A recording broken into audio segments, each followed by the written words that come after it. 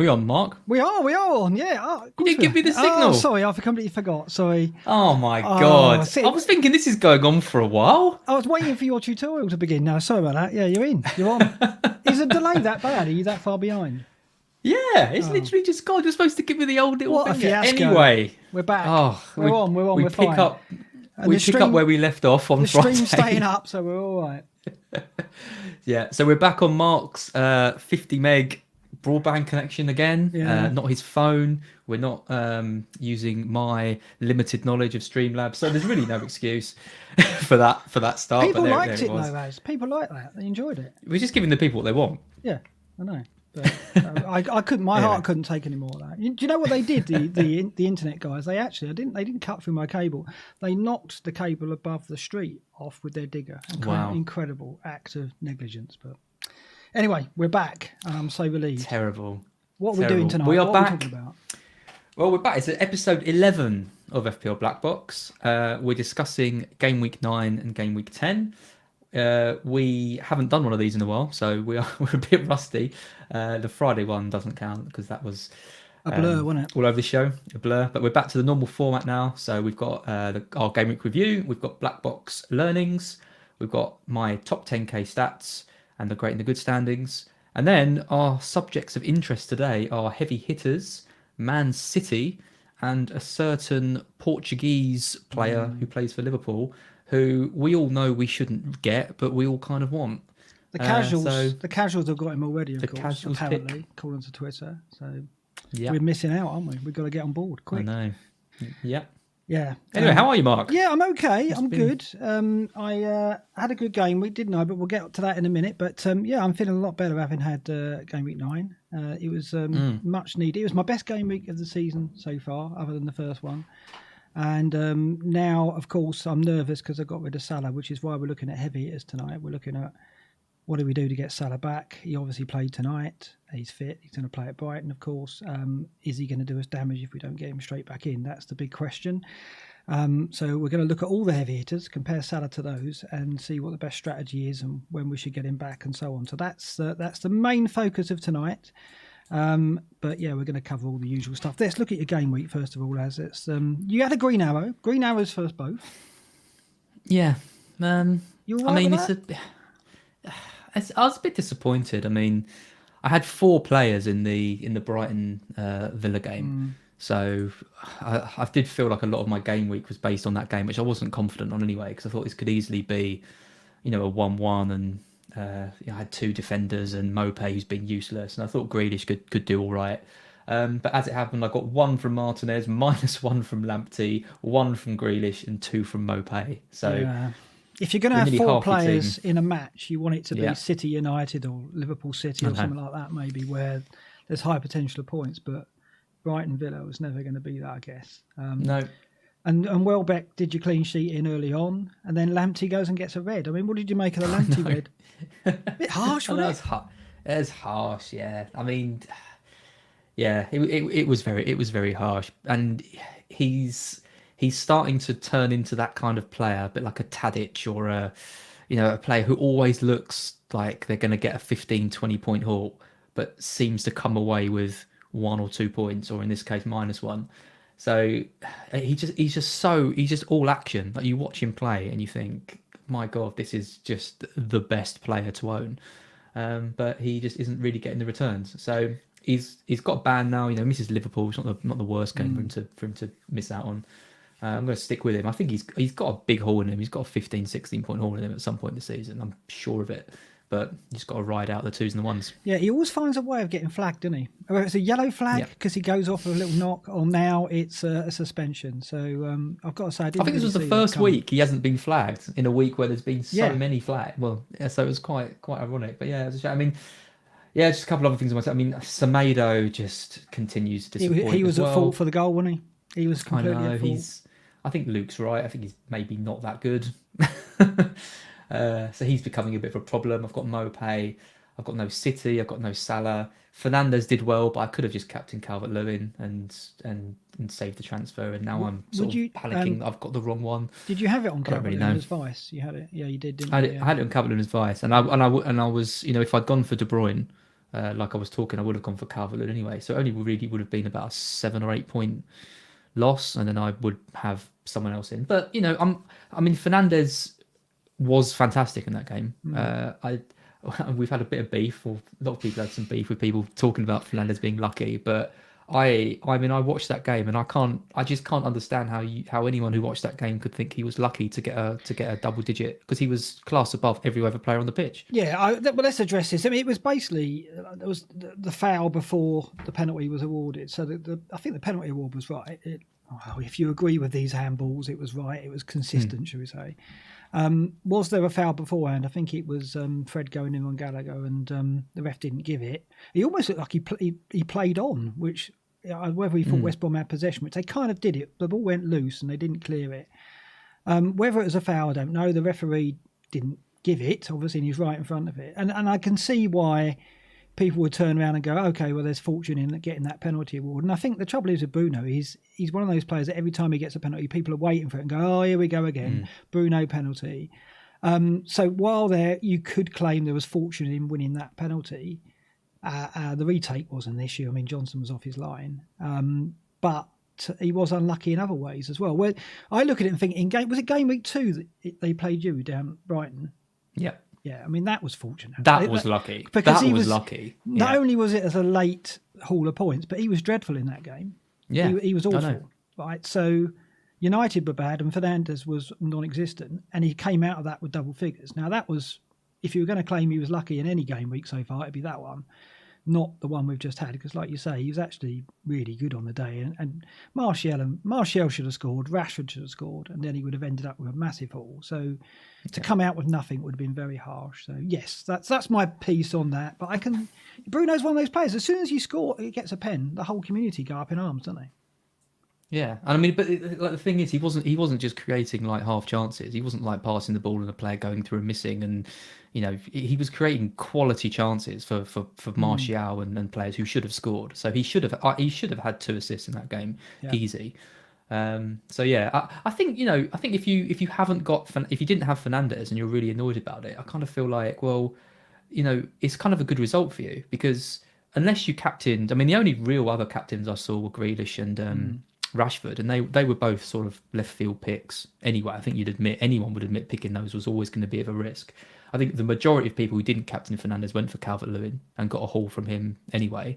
So how much have you really lost? Not if you didn't go for Fernandes. I don't think an 11 points is like a season-ending like decision. I think you've kind of got away with it a little bit, because who knows what you could have got against West Brom if United had been clicking and they'd won that game 5-0 and stuff. So I think I don't think you can be too bitter about him getting a haul that everyone kind of expected, and it was kind of kept to a minimum. And if you've gone for De Bruyne, if you've kept Salah, if you've saved your transfer and you're going to get Vardy, then this is what you were waiting for. You're waiting for this week where we're gonna think that Fernandes might not get those double digits, and you've put faith in other players to deliver. So he's playing it's a good result for everyone. He's playing well, I mean, I think he got the goals in midweek as well.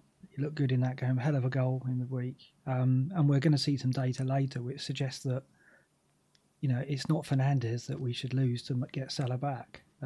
So we'll get to that in a bit. But let's look at Ziyech while we're there. What do you make of Ziyech? Because a lot of people got him in as well. What did you make of his performance? Yeah, I mean, he didn't have the kind of dominating game that we've seen him have in the last couple, but he did some decent things. I mean, I think you mentioned it on Friday. The worry is does he become that player who assists the assister or plays too deep, and is he gonna get enough returns when Chelsea's fixtures toughen, when there's other options that are going to be good? I mean, I just think he's class. I really like having him in my team. Like if I'm looking at Chelsea, Werner was unlucky again. Talk about luck. I think he had some really good opportunities. I mean, his assist was fantastic. He broke through the entire defence and gave a great assist. But he's still a forward playing on the wing. We're not really sure. We talk about that left side and who's really going to play there. So I still think Ziyech is a standout attacker to have in the Chelsea side, and they're scoring goals, lots of goals. The fixtures do toughen, but I still fancy them to score against anyone. So I think he's a holder at 8 million. I'm still happy with him. I mean, when his price starts approaching the 9 million mark, it's going to start being a bit like, we're now paying for quite a lot. But I think could justify it. I don't doubt his class. Absolutely. I just think that, he's in the same bracket as Grealish. He's more expensive than Grealish. And I would say just Grealish is just that little bit more involved. He's a little bit more at the sharp end of things, in the box, in other words. But Ziyech is settling in. So we'll see. I mean, his creativity is amazing. I don't doubt that. It's just, he's had an eye for goal in previous seasons for other clubs in other countries, but let's see what he can do. But I think he's a keep. He's definitely a keep. It was just not his game. And Werner, Werner was unlucky, but unlike Fernandes, it was all his own doing. He should have scored. He had two really good clear chances. At least should have scored one of them. So you can claim he was unlucky, but it was all under his control. It wasn't like he was setting up players who missed. So, I don't know. He's a funny player. He reminds me of Sterling. Did you see his Sorry, did you see his attempted assist for Ziyech? I was fuming. He should have absolutely fuming with that. That should have been in the net. He should have made sure of that. But he scores that, and Ziyech is absolutely essential again. Yeah. So, but I think that he just reminds you a little bit of Sterling, and there's no doubt in his quality, and he can score goals. But every now and then his finishing or his composure just goes. But I don't know. Maybe he's still settling in, but I think that he's not yet a heavy hitter alternative up front for me. I think it's still Kane or Vardy if you're going to do that. But anyway, let's go on to my team. Mine was really all about the defence. That's the differentials that I spoke about. Look at that. I was on How FPL rare is Surgery. that? I said on the FPL Surgery podcast that I think my defence is where the differentials are, and they came in. I mean, I'm really pleased with Reece James, obviously, because it looks like Ziyech has done him a favour. I think while he's in the team, I think Reece James is more or less nailed on. Yeah. Rested again in midweek for Europe, so looks like he's going to be okay for the weekend. And Dina at last did something. I mean, he could have got me more. Really, could have got me more. I mean, there was, I think 3 big chances he set up. We got an assist from 2 of them, so really impressed with him. And a wing back, yeah. They keep that up. Yeah, and Iwobi did well, didn't he? I mean, God, dear, that was really good. Didn't know I had in him. No, he looked a completely different player. I've never seen him like that for Everton so far. So, I mean, it could be that they keep that system against Leeds. We'll have to see. So I'm pleased with my defence at the moment, but it's a tougher week coming up for me, I think. Elsewhere, very little really, apart from Fernandes and Calvert-Lewin. I know Calvert-Lewin as vice as well. So McCarthy got maximum bonus from a 1-1 draw. I know. I was almost embarrassed to accept it. And it was funny because I was watching it and Che Adams was ahead on the bonus and I was willing him to make a foul. Then it would swap over. And he did right in the last moment. Unbelievable. Yeah. That's luck. It's funny, isn't it? Willing stuff like that to happen. Yeah. We see someone misplace a pass, you go, yes, that's going to knock his bonus down. It's bad, isn't it? It's sad, yeah, very very bad. Very sad. Yeah, because I'm in my university group. I'm in a head-to-head because everyone's taking it more seriously this year because they've got nothing else to do. Whereas in previous years I've just smashed it every year, but now it's a lot tighter. And my head-to-head came down to Semedo versus McCarthy, so we were level on points. And got absolutely trounced by McCarthy's masterclass. So yeah, that hurt. He has done very well. I mean, a lot of people got Martinez in, and since that kind of popularity of Martinez has grown, McCarthy's done really well and justified his selection. So I'm very happy with him. But yeah, it was funny because Lee from FPL Family, he had Che Adams, and Sam, his wife, had McCarthy, and so that complete exchange in the last minute on the bonus happened live in their living room, which I feel for Lee. Yeah, one of those things. Let's look at the great and the good because we both went up in that and we're comfortably mid-table now. So I had actually the biggest overall rank climb in the entire league, which is really good to see. I know, so I'm comfortably mid-table. Humble brag there, Mark. And yes, and chasing down Mr. Rigg and Mr. Freeman, who struggled this week. Tom Freeman's weird, and he has amazing game weeks and then really bad ones. He keeps alternating. So he's almost coming down. Magnus Carlsen, FBL General, and Fabio Borgia killing it, though. Both of them, amazing game weeks. So 88 points and 82 points for Fabio and FBL General. I got 77. You came in with 64. So there's now 15 between us. A little bit of a cushion. For the first time this season, I went ahead of you just for one day. You did. But then you had so many players on the you had so many players on the Sunday. I was like, oh no, this isn't going to be good. But yeah, I mean, look at that. I mean, on the screen, I mean, pretty much everyone went for Fernandes. There was 2 Rashfords, a Grealish and a Werner. So late risers still really trying to hit these differentials, but they're just not coming off for him this year. They will do. I've got no doubt they will start to eventually, but it kind of feels like Werner never felt like the best option for me this week. But he didn't have Fernandes, did he? Trying? No, but he would have had Calvert-Lewin. Yeah, I mean, I don't know. It's difficult, isn't it? I've been there, so I know what it's like. Yeah. And you start to force it. I mean, like I kept faith in Sterling as captain far too often last season, and convinced that would be the differential captain that lift me up. And I wasn't going for obvious captains, and that's why I'm trying to put it right this season by doing that. But I feel for him because he'll turn it round, but it's just waiting for his big week. It's going to come. Yeah. What's interesting? And it could have happened with Werner, to be fair. It could have done. Yeah. I mean. Chances. For me, it was just because it was the early kickoff. I would never have gone Werner anyway because I hate captaining in the early kickoff. So yeah. What's interesting in the second table, wildcards played. If you look at the bottom half of the table, what was it? 5 of the bottom 6 have all played their wildcard, and that shows you, doesn't it, how the wildcards just haven't worked out this season so far. Really hard to play a good one, isn't it? And I think particularly this week we saw people taking out the likes of Robertson. Son, Kane. These were popular. People have been waiting for this week with the fixture turn, and actually a lot of the players who people had earmarked to get out all delivered points. I mean, Son. I mean, you took out Son for a hit, pretty essentially. Son to KDB. You didn't need to do that. No, so it wasn't for a hit. You had 2 free transfers. But yeah, I mean, it seemed when we talked about it on Friday, it seemed logical. I mean, thinking about it now, with hindsight, it's easy to say, well, you could have held off on that, but. I think, like I said on Friday, if you're picking 2 players for that game, you're probably going to pick Kane and De Bruyne. So, yeah, I don't think you can beat yourself up too much over it. But no, I'm keeping Son now, I think. Yeah, well, this is it. I mean, it was a good goal. I mean, he wasn't marvellous in that game. I mean, Kane obviously got the headlines. I think Son took his goal well and was always a threat with his pace. De Bruyne was central to what City had, but they just rely on him too much at the moment. They need Foden in there. They need Sterling back. And I think hopefully they'll click with these good fixtures, but we'll look at them later on in the show. But yeah, I mean, just to defend those people who have played their wildcard, it's been bloody difficult, which is what I keep saying. Every time someone says to me, are you playing your wildcard? You're not doing very well. It's always been, well, I would do, but seeing how hard it is to get a good one out, I'm absolutely petrified. And so part of the reason has been, not that my team's been perfect, it's part of it's been I don't trust myself to do a good wild card, and it's because it's been so difficult. Exactly, and I think we talked about Spurs and City, and I'm half tempted just to transfer that 20 quid over to whatever charity you want right now, because I said to you that the Spurs City game is a massive game, because if Spurs get something from it, then you've got to start taking them seriously, and even with a tough run, suddenly their players aren't.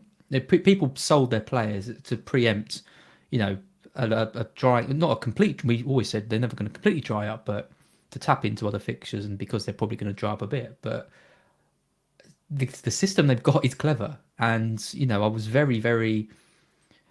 I didn't want to be anti. I'm not massively anti-Spurs, but I didn't feel that they had enough to really go toe to toe in the top 4 and compete with the likes of Liverpool and City. But I mean, hats off to him. I mean, Mourinho knows what he's doing.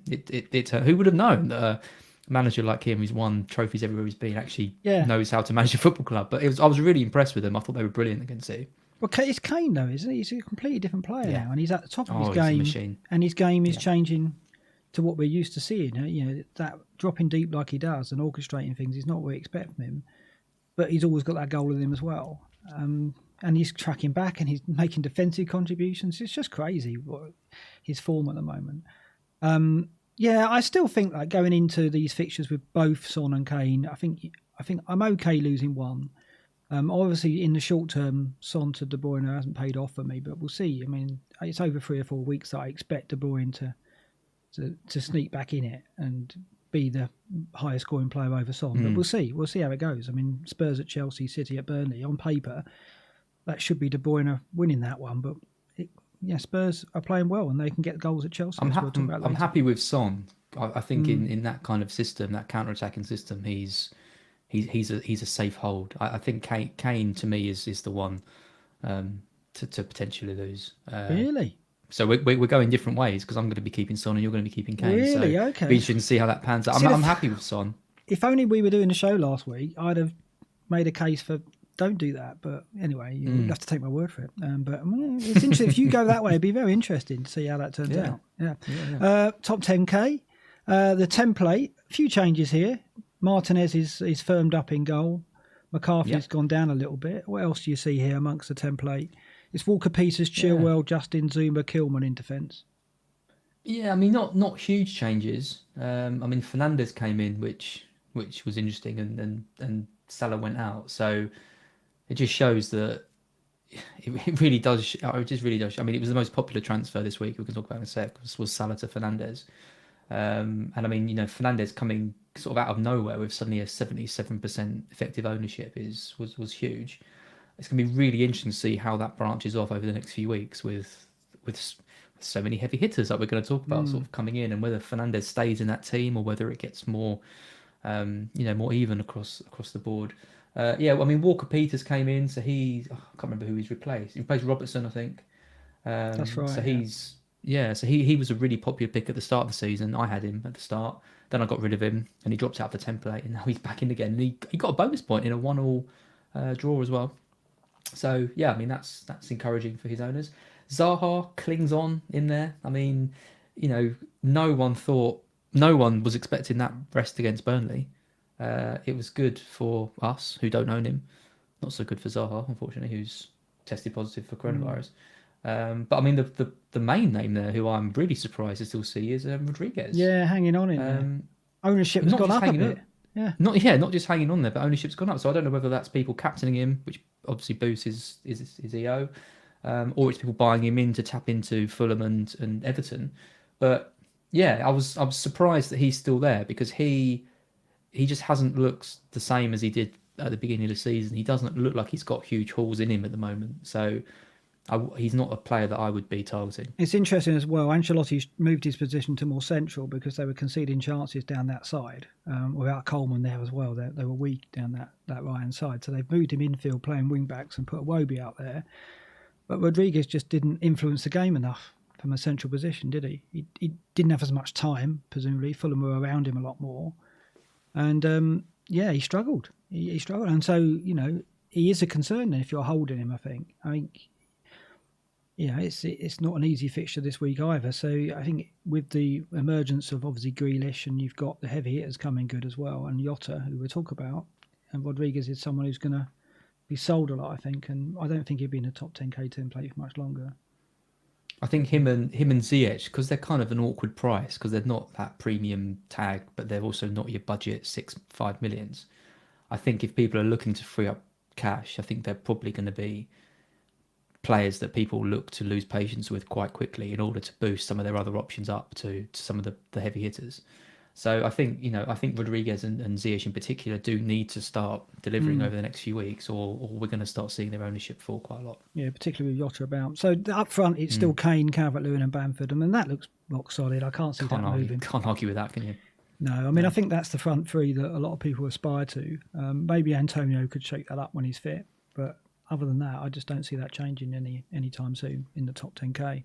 No, I mean, you've got Watkins, but he just seems quite inconsistent, doesn't he? And it's too much, isn't it? If you've got Grealish, I think having two Villa at the moment, again, I don't know if I fully trust them yet to invest that much.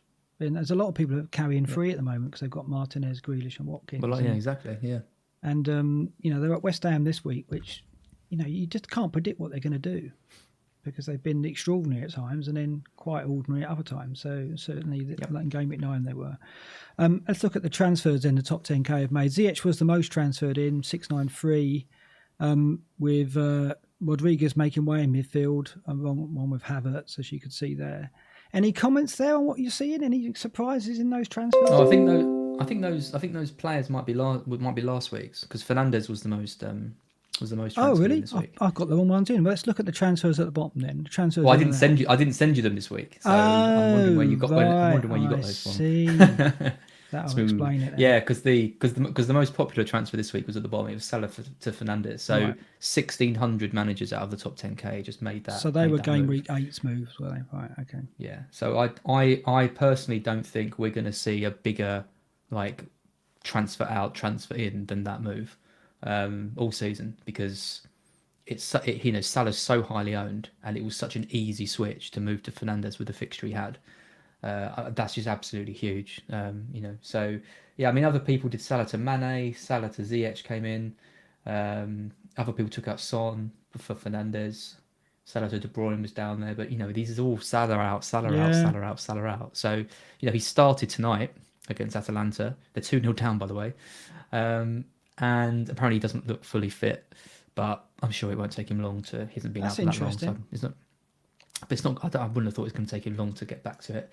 But it looks like he's going to start against Brighton. So suddenly you're kind of asking yourself, "Ooh, have we been a bit hasty with this?" Because I thought he was going to miss 2 matches.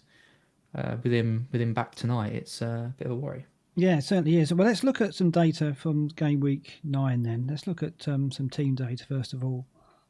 Just to pick out a few things here. Chelsea still top of the season defence and top of also for their defence over the last 4 game weeks as well. What's interesting here is United over the last 4 game weeks, second to Chelsea, and minutes per XG conceded non-penalty, 254 minutes. So their defence has really tightened up over the last 4.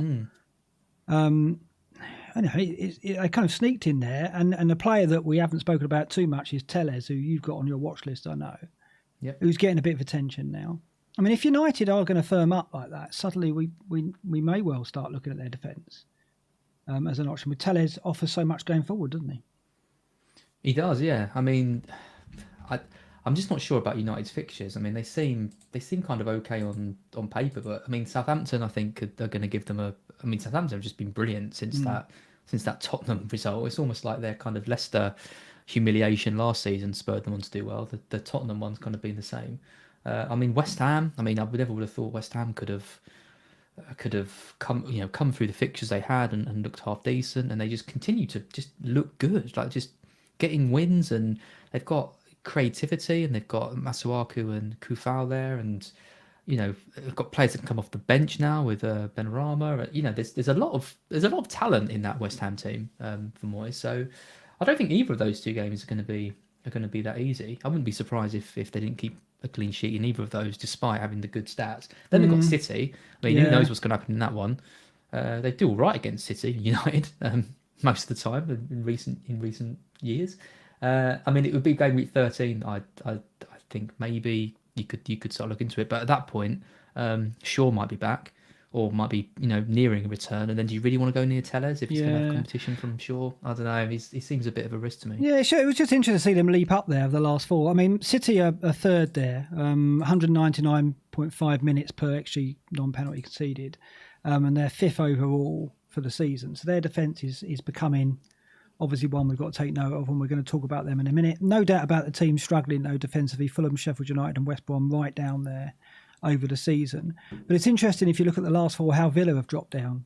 And this was a defence that we looked to invest in with Martinez, Konsa over recent weeks, Mings as well. But recently they've just started to show fragility, and the data bears that out. So I think we've got to be wary of them, as we said before. Leicester's defence down there as well, although their fixtures are a lot better. Surprising. Yeah, they should turn this round though, shouldn't they? I mean, they've had injuries, that's the problem. And I think, we should see Leicester defence recover in there, but they're very much below mid-table at the moment overall for the season. Let's look at attacks. Villa, Leicester and Everton all right down there. Everton have really struggled. Ancelotti, I know, an Ancelotti team, second from bottom in defensive stats. He's changed the system though as a reaction to that. That's what the wing backs is about. I think that recent defensive form, he just wanted to kind of shore it up again. So we'll see against Leeds whether that'll be a test. Leeds, as we're about to see, attack in terms of the last 4, second only to Liverpool. So the Liverpool attack at the top over the last 4. Leeds are next. In terms of minutes per XG non-penalty, Leeds are the top-rated side over the last 4 game weeks. So that attack at Goodison Park will be a real test for Ancelotti's new system. We'll see. And again, that underlines how Bamford isn't going to go anywhere at the moment, is he? If you've got him, and managers like us who don't have him, he's for me. If I was going to get rid of Kane, he's the one I'd go to. Yeah, I mean his stats as well are off the charts as well. I think he's one of the he's either top or he's one of the top forwards for over the last 4 games in terms of shots and everything that you want to see from a striker. I mean, I've still got Mopay stinking up my team, and I actually very nearly last week did Mopay to Bamford just for a hit, just to get it done. It wouldn't have worked last week because they both blanked, but I mean, they both had good chance actually. Mopay should have scored. I was a bit behind watching it, and I got a text from you saying it just said Mopay exclamation mark. You thought a goal was coming. I was so happy, and then I just saw him miss it, and I was like, you bastard. And then Bamford as well. He had a really good chance, and he gave quite a tame shot to the keeper. He always has chances in that lead team. That's just why when you own him, it's entertaining at the very least. Even when he blanks, frustrating, I guess, because he has big chances and he misses them. But it's encouraging to see Leeds right up there with the Liverpool attack as the top in the division. Fulham as well. I mean, look how Fulham have climbed over the last 4 game weeks. They're in 5th place now in attacking terms in the data, which is something you wouldn't expect, but obviously Loftus-Cheek, Lookman in particular, has made a difference. And they're just finding their feet attacking-wise, but they're still fragile at the back, as we saw against Everton. It's so strange. I mean, Mitrovic benched again in that game. He's tired from international duty. It's such a strange thing with him. He keeps getting benched in these games and not taking penalties. And another penalty. Another penalty. I can't believe it. I know. Why didn't he take it? Rubbish. I know, it's very strange. And then you look at Loftus-Cheek. I mean, he's gone from fighting for a first team role at Chelsea to being on the bench for Fulham in a relegation battle. I can't really understand what's going on. Surely Loftus-Cheek has got to start eventually. I mean, he's such a quality player. It's insane. I mean, he's like a country mile. Was he the best player at that club? So yeah, I mean, it's strange that he's not being used. But I mean, other than that, I mean, I'm not going any. I mean, well, I say other than that, I mean, including that, I'm not going anywhere near. They could be top of the charts for everything, and I don't think I'd be going there. They're just not going to do well. Well, Mitrovic was disappointed. He missed the penalty for Serbia, of course, and that was obviously devastating for him. So he probably wasn't going to take the penalty last weekend. But they need to find a penalty taker because it's becoming a running joke now, isn't it, for them? It's just awful.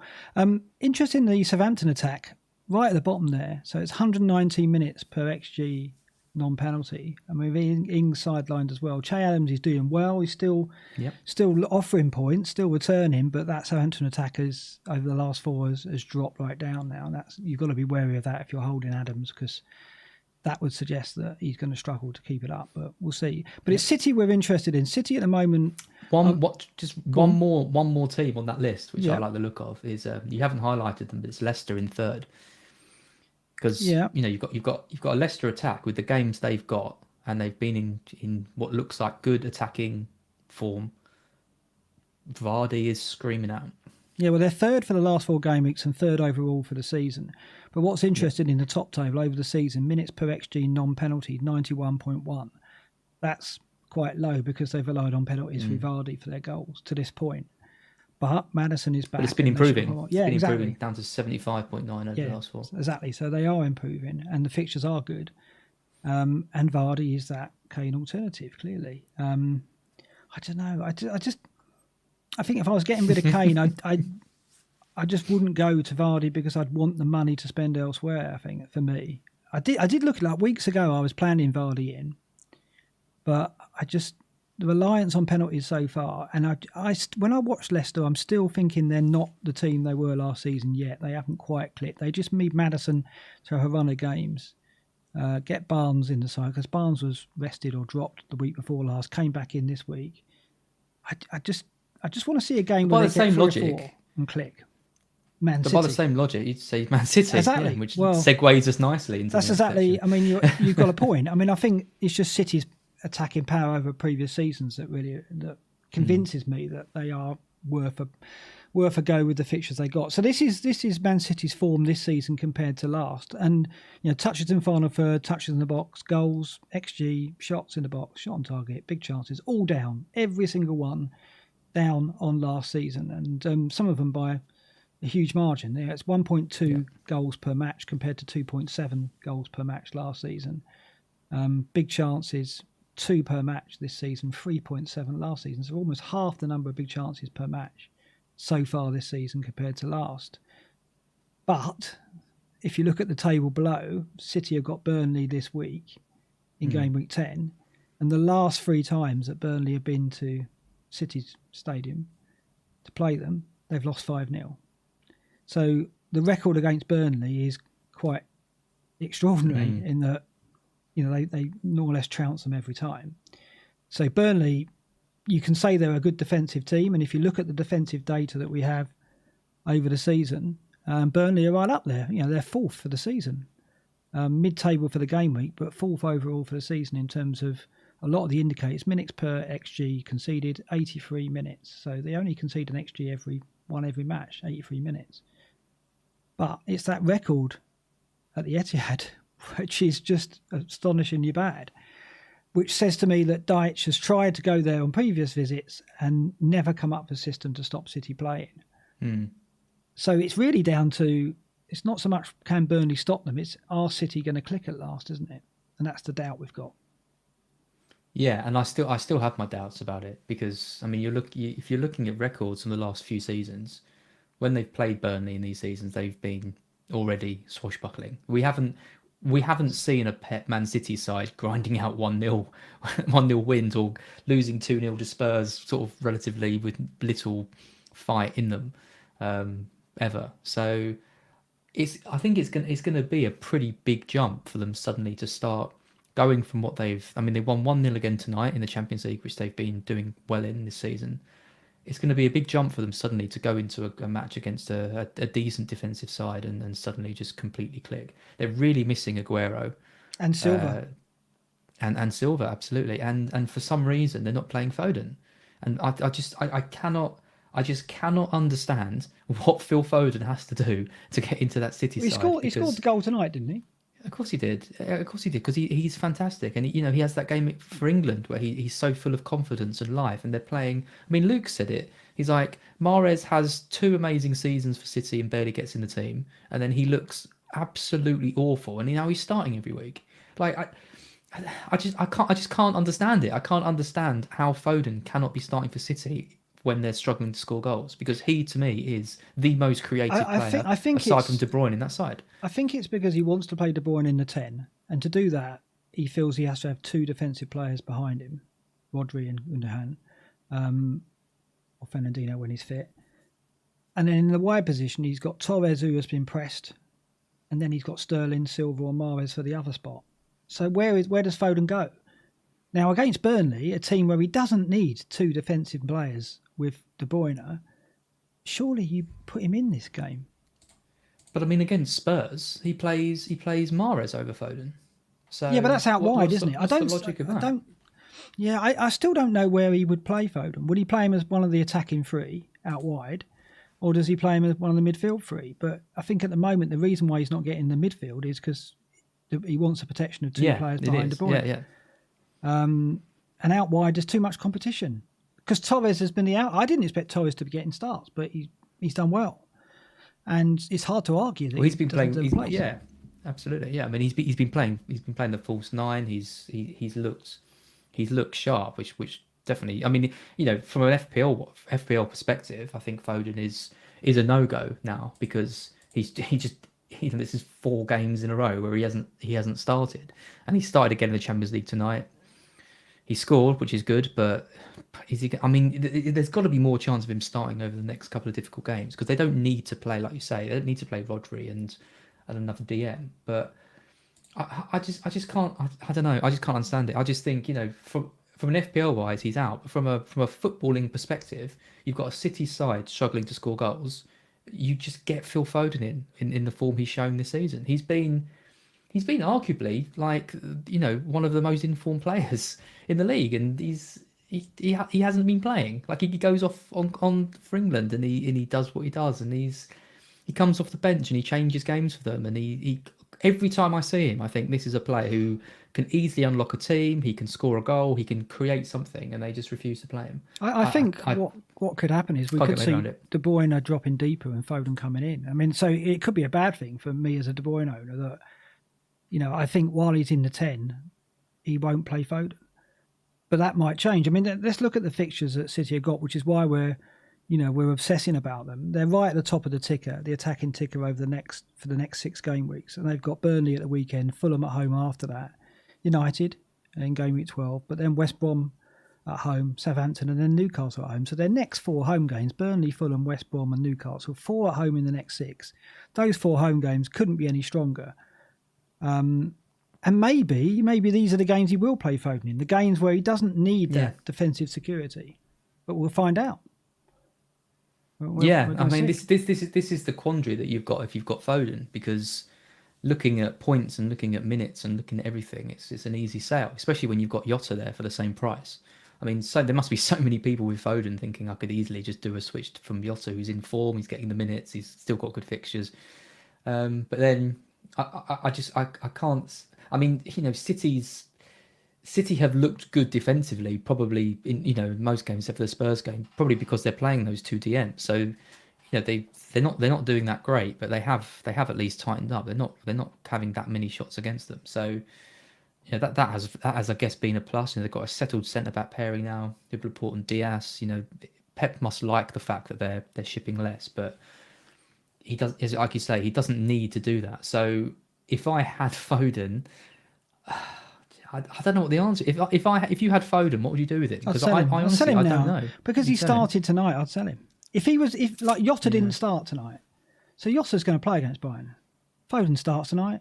There's a very good chance he won't start. He scores in a 1-0 win. Yeah, it depends how he approaches the Burnley. I think if Foden plays against Burnley, that tells me that, and I think that will mean De Bruyne will be a bit deeper. Then that tells me that that's what we're going to see against Fulham, West Brom, and Newcastle. I would think. Against United, I don't think Foden will play. He'll go back to the two DMs with De Bruyne in front, I imagine. Maybe the same at Southampton as well. So let's see. I think the Burnley game is going to tell us a lot. But you're right about the defence. Let's look at their defence in particular, because up until this evening, or maybe up until yesterday, I was sold on Cancelo as the option, and we looked at him in a previous BlackBox episode. And this data here looks at the City defence as a whole, and you see that over the season, since XGI, expected goal involvement, Cancelo's right out in front, 1.56. None of the other defenders, Walker, Diaz, Laporte, Ake or Garcia, are anywhere near offering the threat up front because of the creativity. 15 chances created. Since he came into the side, he's been creating chances quicker than De Bruyne. So he's been an extraordinary potential FPL asset. But tonight, Mendy and Zinchenko, Mendy started. Mendy went off after 78 minutes. Zinchenko came on. Yep. They're both fit. They're both left-back options now. And you've got to think that... And they're actually left-backs. Yeah, and they're left-backs. And Cancelo isn't. No, but Cancelo's playing well and he's being effective, but he got the full 90 tonight. Walker was rested, so Walker comes back in. I think Cancelo will start at the weekend, but it's just now I look ahead and think... I thought Mendy was going to get eased back in, but he's in tonight and he played. First match back in the squad, straight in the team. So I think over the Christmas period, Cancelo's going to be a problem, or over the next 4 or 5 game weeks. And you want him for that run. You want him for these games against Burnley, Fulham, West Brom and Newcastle. And it could be that, do you want the anxiety of the team sheets going into those matches? And that's, I think, what you might have now with Cancelo. I mean, what's your thoughts on it now?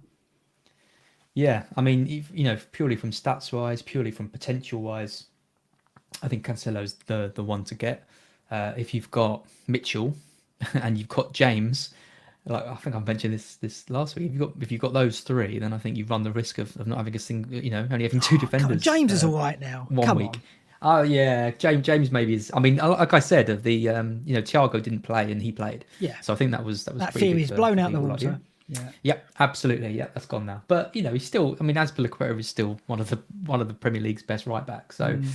Not really a right back, but a centre back or a left back or wherever the hell he plays, he's still class. And the fixture list does turn tougher, so I don't know whether they're going to turn to him. Yeah, and over Christmas he will get matches, and James will get rested. So the question is, do you want another one? Exactly. Yeah, I mean, I think Diaz is the one that I'd get at the same price as Cancelo.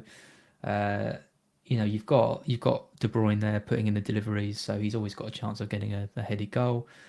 My kind of mantra is not to pay more than 5 million for a centre back, but I think given the fixtures, given City's defensive form, and given the fact he's got De Bruyne there, I can see Diaz or Laporte getting a goal or a goal each maybe over the run or something like that to make him really good. I mean, we've seen it with Otamendi in the past. We've seen it with Laporte in the past when they've had games like this. Clean sheets come and the goal, and the odd headed goal comes and stuff like that. So I think they're both really good options. I'm looking at Diaz. I'm looking at getting Semedo out for Diaz. Probably not this week because Arsenal can't score. So I'm looking at Semedo and thinking I don't really need to prioritise getting rid of him this week. Probably next week I'll be getting Diaz in. But yeah, I mean, I was the same as you. I was all looking at Cancelo and thinking he looks the one to get. But I mean, Zinchenko and Mendy back now. There's definitely going to be rotation. I And they've didn't got Ake as well. I mean, where is Ake? Is he injured? I don't is he know. injured now? I don't know. Is he flagged? I don't think he is. Oh, Stones played tonight, didn't he? So maybe he is injured. Yeah, he is injured. He has to have an injury. Yeah, I remember. Yeah, he's on his hamstring. Okay. The thing is about Zinchenko, I wasn't worried about, but Mendy, I am. I mean, I know that Pep loves Mendy, but I just didn't think Mendy would get back into the fold that quickly. I saw he was back in training, and I thought, well, it'll be a couple of weeks at least before he gets any action. But no, straight in tonight. And so now that's changed the game for me. I think the risk is heightened, and I don't really like. I hate owning City rotation options. I hate it because every time the City team sheet's coming in, you're refreshing. Is he going to play? And I got him last year for a spell. I had him for a couple of games last year when they had easier games at home, and he played one of them. He didn't play the second one. So annoying. But it's just things like his attacking potential. Look at his minutes per baseline BPS. This is how quickly he's earning BPS points outside of goals and assists. 5.8 minutes per BPS point compared to all the others who are in the sevens. So in terms of when City keep a clean sheet, Cancelo, if they don't score many goals, Cancelo's going to be in the bonus. So there's that as well. Plus the threat he's got going forward. He's playing midfield most of the time because of the way he tucks in his fullbacks. But I'd like to have a go, and I'm going to say later I might be making my transfers tonight, so I've got to make up my mind pretty sharpish about what I'm going to do with this.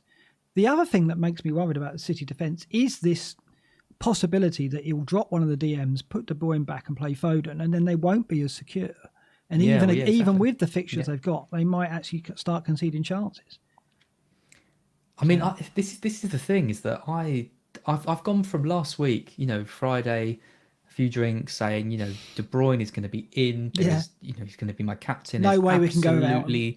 No way anyone can go without him. I was so uninspired by that Spurs game, just so uninspired. And I'm looking at the team and I'm thinking, there's two players here that realistically I'd consider, and that's De Bruyne and Sterling.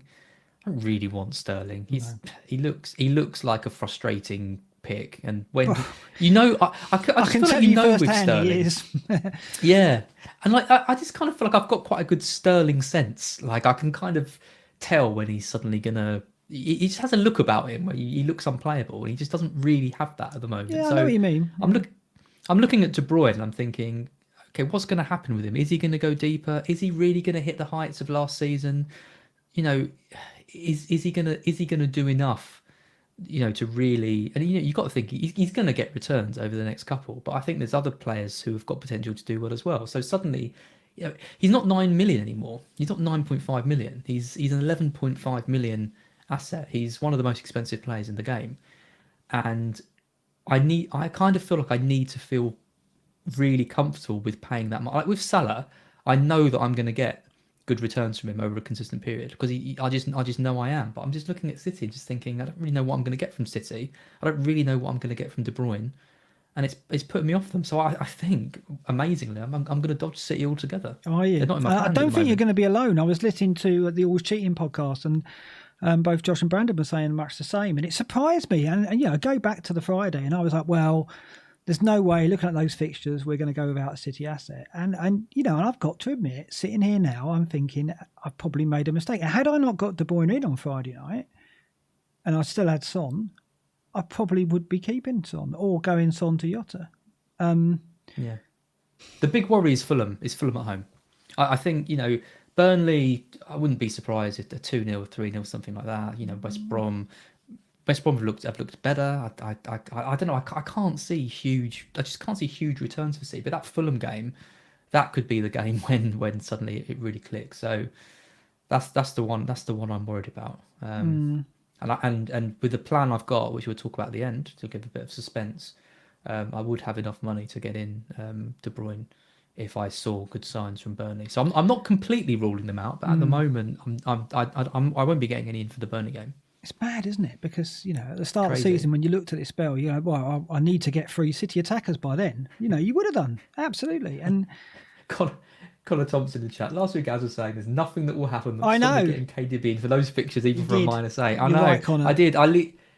He literally quoted me word for word. I feel like a right mug. But it turns out there was something that could happen, and it was getting The absolutely thing is, tactically destroyed. I think it was I think it's Offal who said from the Wire said today on Twitter that this could be a real key time of the season because the heavy hitters have divided people. You've got people now who will hold Son and won't move to De Bruyne, who have got Sterling and all this time and have held on to him. There's people with Salah and without Salah. Suddenly, there is a split in the player base in terms of which heavy hitters they've got, and they can all be potential captains over this period. People are captaining Fernandes at Southampton because of the form. Some people have Fernandes, some people don't. I'm captaining De Bruyne, right? But maybe that's a mistake. People who've got Salah will be captaining Salah at Brighton. So this could be a really big game week for the swing. A real division. I think it's huge. It was obvious, and I think we called it last time. This fixture swing seems quite season defining for a lot of people because I think before we've talked about how there's been different heavy hitters and how you could, in theory, make 3 different teams and all would be viable, which we probably haven't seen in previous seasons. But even with that, people still kind of had the same players. What you talk about heavy hitters. I mean, most people started the season with Aubameyang and then switched him for De Bruyne. Everyone had Salah, then everyone switched to Kane and so on. Like you could say, you did have the odd people with like Fernandes and with Vardy and with these other guys and with Mane and stuff like that. But majority of people had the kind of the same core. But I really do think now there is going to be a massive division in terms of who people have got. And I think, people with Fernandes are going to be getting twitchy with him for no real reason other than the fact that they think that De Bruyne is essential going forward, or they might be getting Salah back in and stuff like that. So there's loads of different ways that I mean, I even thought about doing Fernandes back to Salah because I've got the money to do it. And then I've kind of thought, Fernandes hasn't done anything to really warrant me getting rid of him after 1 week, getting 11 points, looking brilliant and scoring in midweek. It seems a bit too much of a luxury move. But you look at those 3 games United have got with Southampton, West Ham and City, and you look at Salah and you look at De Bruyne and you think maybe out of the 3 of them, Fernandes maybe is the one that you'd want the least out of the 3 of them. It's really I mean, it's really tough. Just hold on. Get some stats on the heavy hitters. Just hold on. Well, I was going to change the order of the show, but I'm not going to. I'm going to look at the player data, then we're going to look at Jota, and then we're going to go back to heavy hitters and Fernandes, because obviously the question is, are we going to look at Jota as an alternative to Salah now? Because we could. So let's look at player data next. And the reason why I say that is because of where Jota appears in this table. This is player data over the season, sorted by minutes per expected goal involvement, non-penalty. Right out at the top, Calvert-Lewin, 112 minutes. Number 3 is... Well, Haller's gone in there with very few minutes, obviously. Right? So he's on 121.1 minutes per expected goal involvement, non-penalty. But then just below them, you got Mane and Kane, and there's Jota, 135.9 minutes per expected goal involvement, non-penalty. So he's just under Kane and ahead of Salah, who's on 156 minutes per non-penalty goal involvement. So he for that particular stat, he's stronger than Salah. And it just surprised me that he was right up there all of a sudden. 4 goals for the season, 21.9 minutes per chance. To put that into perspective, Salah's on 21.1.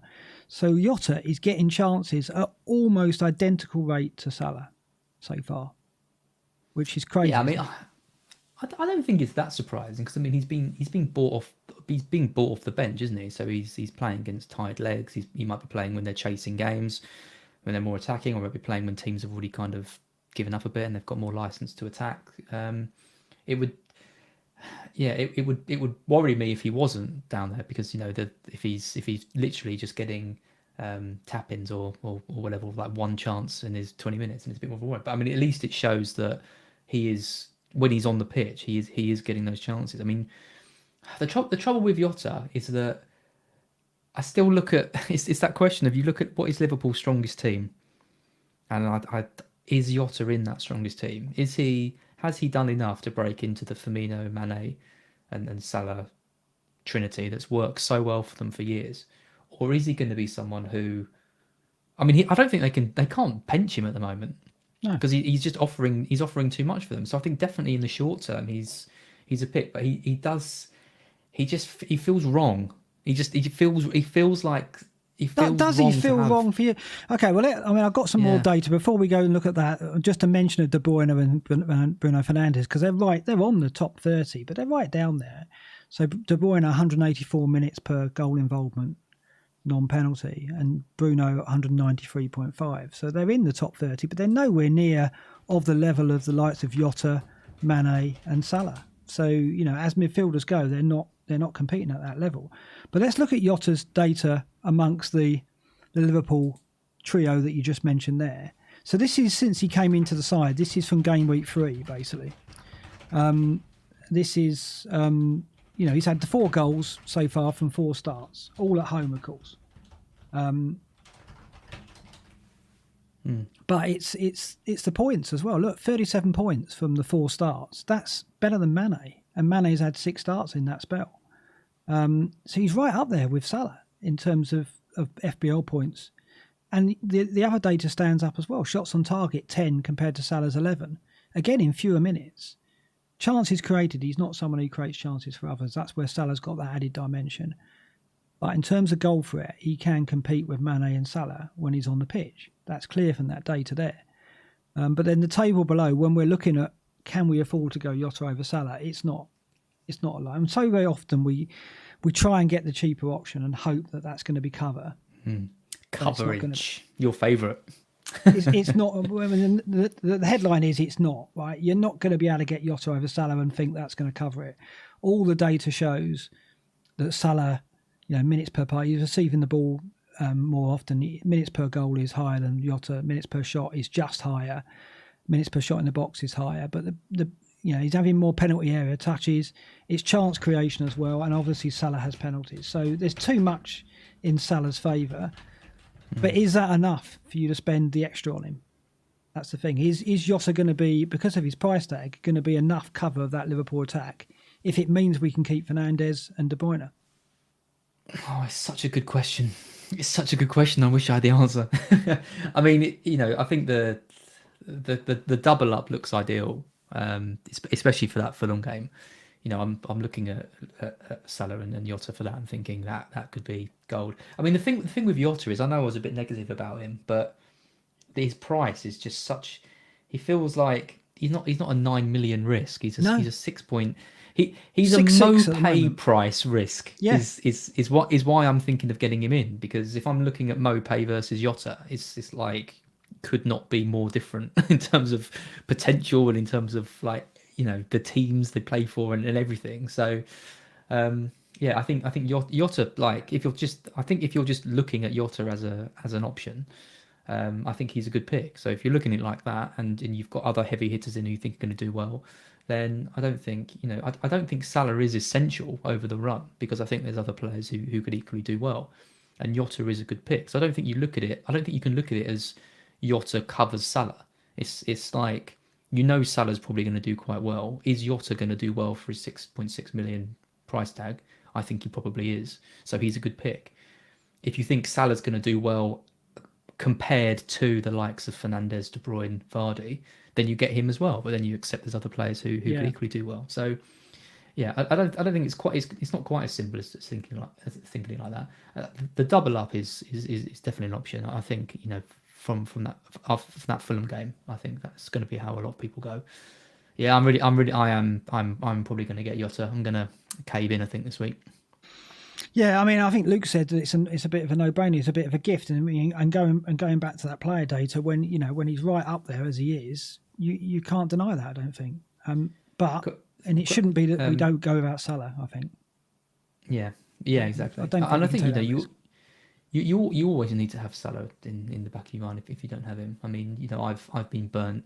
The thing is, it's tricky because I've done well without having Salah in the past. I didn't have him after lockdown started last year, and I went for Sterling instead, and that got me loads and loads of points. I tried it the year before that, and then the week I sold him, Salah got that hat-trick against Bournemouth. I mean, looking back on it, why I sold Salah before he had Bournemouth, it seems criminal, really. Oh, that hat-trick at Bournemouth, I was dancing around the room for that. Captained him in that game. That was really bad. And someone actually messaged me earlier and said, despite you advising me to get Lacazette, glad you're doing well or something. And I was thinking about it, and then he reminded me that was the same week. So we both went for Lacazette in that week, sold Salah. Salah got a hat trick. Lacazette went off at 45 minutes. So he did that on my recommendation. So so that's at least you bodes followed well it for anyone through. listening to Blackbox. At least you followed your own advice there. Yeah, if only we were doing that last season, I'd have taken you apart on that one. But I mean, I think let's look at the heavy hitters now, because I think that this is where it gets interesting, because I got Fernandes in for Salah. And the tactic in my back of my head was always Fernandes would be the one to go, maybe even this week, to get Salah back. And then I started looking deeper into the data. What I'm showing you here is since Fernandes played his first game for United, if you compare him to the other heavy hitters, and we've got Son, Kane, Sterling, Salah, De Bruyne, Mane and Vardy. So he has got 181 points since he played his first game for United, more than any other heavy hitter on offer. So he outscores Son, Kane, Salah, the whole lot. Salah, since Fernandes' first start, Salah has got 151 points compared to Fernandes' 181. And it's not to do with minutes played, because Fernandes is earning a point every 10.2 minutes compared to Salah's 12 minutes per point. So Fernandes, since he arrived, according to that data, is a better heavy hitter option than even Salah. And look at that team goal involvement.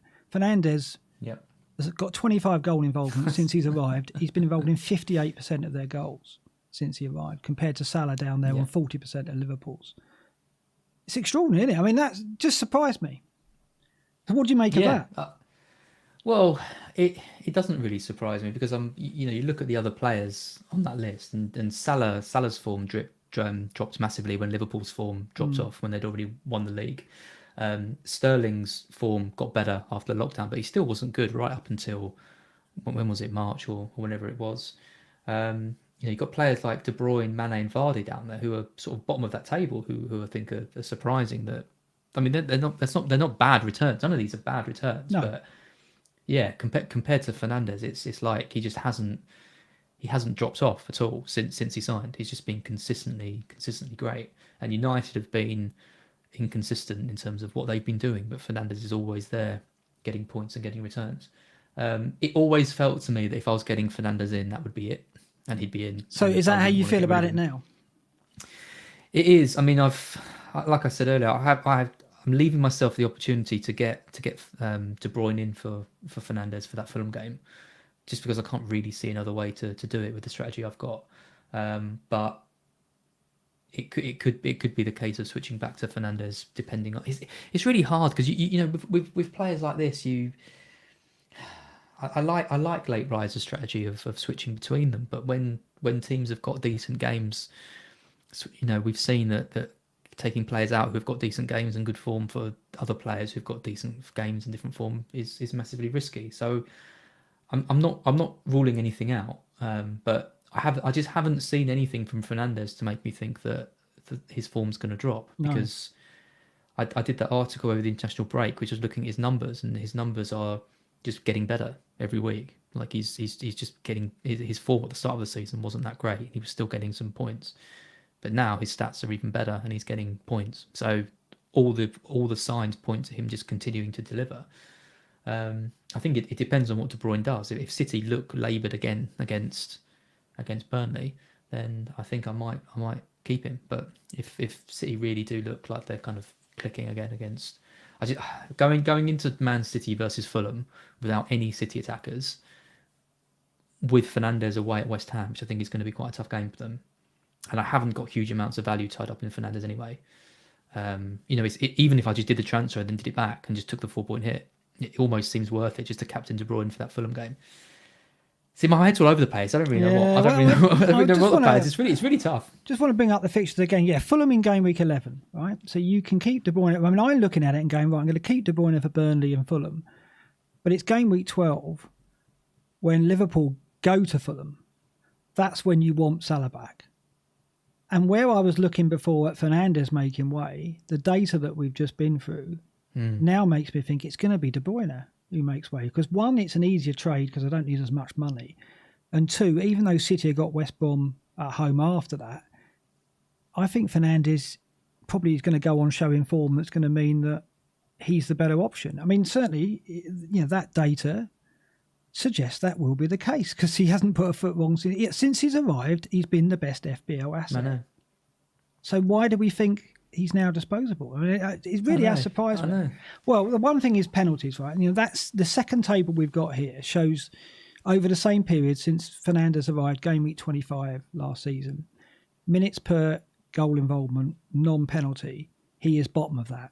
So if you take penalties out of it, amongst the heavy hitters, he's got a goal involvement every 210 minutes, whereas Salah's right at the top, 127 minutes. So Salah doesn't need penalties to have goal involvements. Fernandes, in order to compete with the other heavy hitters, does. Now that makes me realise that Salah is still the special one, if you like, amongst the heavy hitters because he's got penalties as well as this goal involvement outside of pens, whereas Fernandes does rely on them for goals. We know that, right? Yep. And it's clear from this he does. But FPL points don't lie, and you've got to remember, expected data is only, how valid is it? How, because Fernandes, when he scores a goal, it's always a low XG rating because he scores from distance often, right? And his assists are often low XG rating because he passes to Martial and he bangs a 25-yarder in. So he's not gonna register good expected data from that kind of event. So I don't think we can read too much into it, but there is something in that. What I take from that is we've got to get Salah back, I think. That's what I take from that. Yeah, I mean, so this list I think is so key for going forward. So just for anyone listening on the podcast, on this list, the heavy hitters that we're looking at, I think you've nailed them, Mark, is Fernandes, Son, Kane, Sterling, Salah, De Bruyne, Mane, Vardy. And I think everyone's going to be aiming to have at least three of those. Maybe more if you can, if you have a Souček or a Brewster or something like that you're happy with. So if you're building a team from scratch, I would probably make the case that the three I'd go with would be Salah, De Bruyne, and Vardy. Would you? Would you argue with that? Would you pick three different ones? I'd go Salah, Fernandes, and Kane at the moment. So you'd have Fernandes over Vardy even if you had the choice of I'd have Kane over Vardy and Fernandes and Salah in my midfield at the moment. But I mean, I'm going De Bruyne because of fixtures and nothing else. Okay. So I'm going to be without Salah only while while City have those good fixtures, and maybe I'll get off De Bruyne in order to get Salah in for 12, which is my thinking. But if I was wildcarding today, I would probably have to say I'd go De Bruyne, Fernandes, and Kane, but it'd be very close between De Bruyne and Salah, despite the fixtures, because of what we've seen from Saturday. De Bruyne, Fernandes, and Kane. At the moment, that's what I've got at the moment. So you wouldn't have Salah? Well, I think De Bruyne's fixtures are, in the two games he's got coming up. Yeah, I think De Bruyne's a must, but surely you'd go Salah over Kane. Don't know. Wow, that's really I don't know. Not Kane's having his best season ever, right? Statistically, in terms of goal return, he gains goal involvements, and every stat he's having his best season ever. And Spurs look like they're title contenders, believe it or not. So I don't think necessarily the fixtures are going to be too much of a problem for Kane. I think he's still going to get points. So I'm reluctant to sell Kane at the moment. And I'm talking about. So you say you've just started your team from scratch. You're just picking three of them. If I was wildcarding today, yeah. I mean, it's tempting just to go Bamford, isn't it, up front with Calvert-Lewin and Watkins or Brewster maybe, and then pile it into midfield. It's true. This is my point though. Like it's hard to pick three of the best ones without factoring in the fact is that even a thing? You know what I mean? It is now. Without factoring in the fact. God, I lost my mind. You said it twice, so it must be true. I know. Yeah, just keep repeating it. But you're not just buying them. You're selling. You're taking the risk that the players you're selling are gonna fail. So like, I'm looking at, if I bring in Jota this week, then I'm taking Kane out for Vardy for a hit, and so there's 4 points in it. If I'm looking at moving Fernandes to Salah, I'm banking on Fernandes not scoring points against Southampton and Salah scoring more to justify it.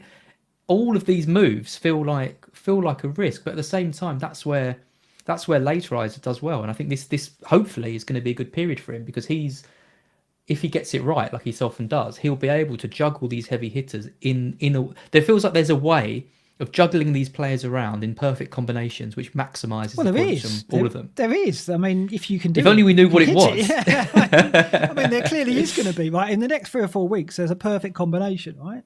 Yeah, that's what I mean. And it's whether it's because you've got two ways of playing it. I think you pick your three and you stick with them, and you don't do the switcheroos, and you just accept that there's going to be points coming from Salah, but you haven't got him, and there's going to be points coming from here, but hopefully your players are going to continue to trickle in and match or outscore those ones. Or you go the opposite way and you just sack off everyone else in your squad. Just say, okay, it doesn't matter if I've got Mopay, it doesn't matter if I've got Souček, it doesn't matter if I've got these guys. They're not the priority. The priority is hitting City at home against Fulham and then getting Salah in for that Fulham game and, doing the hokey-cokey around. And it's a more exciting way of playing it, but it is a much riskier way of playing it because there's no reason. I think Mane probably on this list is the one that he would be bottom of my pile.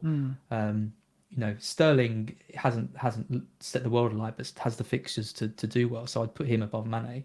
But everyone else on this list, I think if you've got them, you've got to feel confident that they're going to get some points over the next 4 or 5 weeks. Yeah, but it's just for me, minutes per point, Fernandes right out on top means that, to me, when I look at getting Salah back, it's going to be De Bruyne, I think, now who makes way. Unless, obviously, we see form from De Bruyne in the next two. But that's what I'm thinking now, because I just think... Yeah.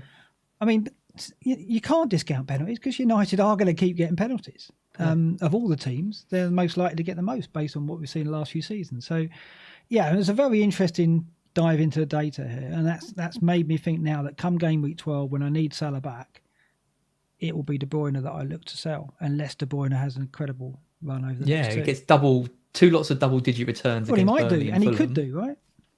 And you talked about late riser. He's got Sterling and De Bruyne, right? So he's heavy on City. And this is what I'm talking about. This is going to be a crucial game week because there's that big difference between our teams in terms of the heavy hitters and our captains. And, this data is at the core of that. And we'll see how it turns out. It's exciting, but it's also awful. It's scary. I feel sick. I feel sick looking at this table. Oh, yeah, absolutely. There's some really difficult... I mean, this is when people say, oh, this game's all about luck. It's not, because there's a great deal of skill in looking ahead and going, right, how do I want to target my heavy hitters? How do I want to move them about and try and get the optimum selection? Obviously, the luck is whether or not the points come in, but the decisions that we make, that's where the skill is here. If you make your decisions well and the luck goes with you, obviously you're going to get rewarded. But it's hard to even come to those decisions and justify them. When I get to game week 12... am I going to make the decision to get rid of De Bruyne and get Salah in when City's fixtures remain good? We'll have to see when we get there, but that's what I'm thinking right now, which is very different to where I was last Friday. This data's maybe get there. Let's quick look at our watch lists. Let's just go through these quickly because there's not too many surprises in here. So looking at defence and keepers, I put Darlow in because obviously he's done so well for Newcastle and their fixtures are good. I love Darlow. Darlow in your I'm not going to get him in, but he's obviously one of the keepers that... Well, having said that, if I was... I'm going to be wildcarding in 16. So my keeper will probably change at that point. But I'm not going to change it before then. I don't see why, because McCarthy's done well enough. So goalkeeper transfers are never a good idea. And while your 4.5's doing well, and Martinez will do well because his fixtures are strong. So I don't think many people will be changing their keeper coming up. If I was... Darlow would be in my thinking, along with Martinez, Gaeta, Meslier and Fabianski, who's the top-rated keeper. Surprise, surprise. He's back at the top, where he used to be for Swansea. In defence, Van Aanholt is the player I'm looking at. If I don't go a City defender tonight, Palace have got the early kick-off. Van Aanholt's a player I've always liked. They're at home to Newcastle. I'm tempted. It's for Trent. Yeah, I'm tempted. Very tempted. That feels a big old punt. Oh, it is a punt, but... In a defensive punt, so you're getting in another Well, they're punt. playing Newcastle, and it's the early kick-off. It'd give me make fantasy fun, as Brandon and Josh say. Certainly would, having Van Aanholt in the early kick-off. Surely you get a City defence. Yeah, Surely you do. It's... Probably. More than likely. Yeah. So Diaz and Cancelo are in my watch list, and they're in your watch list as well. And now I'm kind of leading towards Diaz because of the the anxiety of Pep's team sheets. Yeah. So, and Tellez we've already talked about, so no need to dwell too much on our watch lists in defence. Going into midfield, Salah's on my watch list. obviously, because he's got to be, because he's not on my team now. But also, Lookman has gone in there because of his recent form for Fulham. And as we saw with the data, Fulham's attack pepping up a bit over the last 4. And Theo, I took him out. You mocked me when I put Theo Walcott in. But got his goal at Wolves, looking lively while Ings is out. But yeah, it's not going to happen because of Jota, is it? But I just put it in there to tease you. It's good that his partnership with Adams is looking good, because we worried how they would do without Ings. But there's a lot of, they seem to have a good understanding already. So yeah, I mean, I like Theo Walcott. I'm glad to see him going back to Southampton and scoring a goal. It's nice story. I'm just looking at my watch list. I think this could use a bit of a refresh. I've got Bale and Aubameyang and Barkley on there. Yeah, come on. Yeah, maybe spend a bit of time. Sorting that out. You need to cull that, I think. Yeah, absolutely. No, but Jota's definitely in there. What is about? I mean, heavy hitters. on? We're talking about heavy hitters. I mean, what is going on with Aubameyang? I thought I had him in that list, and I thought, no, I might as well take him out. He's not really a heavy hitter anymore, is he? No. I mean, I had him down to be one of the top scorers in the game this year, with his new classification, with what he'd done for Arteta. The new contract I thought was only going to be a good thing since he signed that. Yeah, I don't think he's scored, has he? Since he signed one that contract? goal, I think, from the spot. Unbelievable. Yeah, and the thing, he could have been a forward. I mean, we were all going, as a midfielder, he's going to absolutely, he's going to smash it, isn't he? He's going to be in everyone's teams. Certainly, he was in our teams at the start because of the fixtures, but he isn't going to get back in this season, is he? He's not going to be unless they get a double game week, maybe. But yeah, but I don't think he's got a chance of getting in. He's already shown. I mean, we're now 9 weeks in, and he's shown that he can go sort of 8 games without scoring. It's God, and I don't know what has happened to Arsenal. I really thought Arteta was going to get them kicking on this season, and they took out of ideas in every game I see them play. Yeah, it's just not happening. And up front, the only new addition for me, I've just put Abraham in there because he's a player that mid-price striker. Yeah.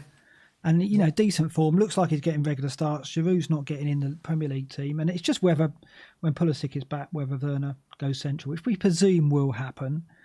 I can't see Werner and Pulisic being in rotation out on the left. But really, amongst our forwards, Watkins and Bamford are probably the standouts. If you're going a heavy hitter, it's still Vardy. Jesus and Aguero. I guess Aguero can sneak back into this now. Probably Jesus is running out of time. Really, I don't really know what's going to happen with those two. I mean, Abraham I really like. I mean, I did briefly think about him as a Mopé replacement.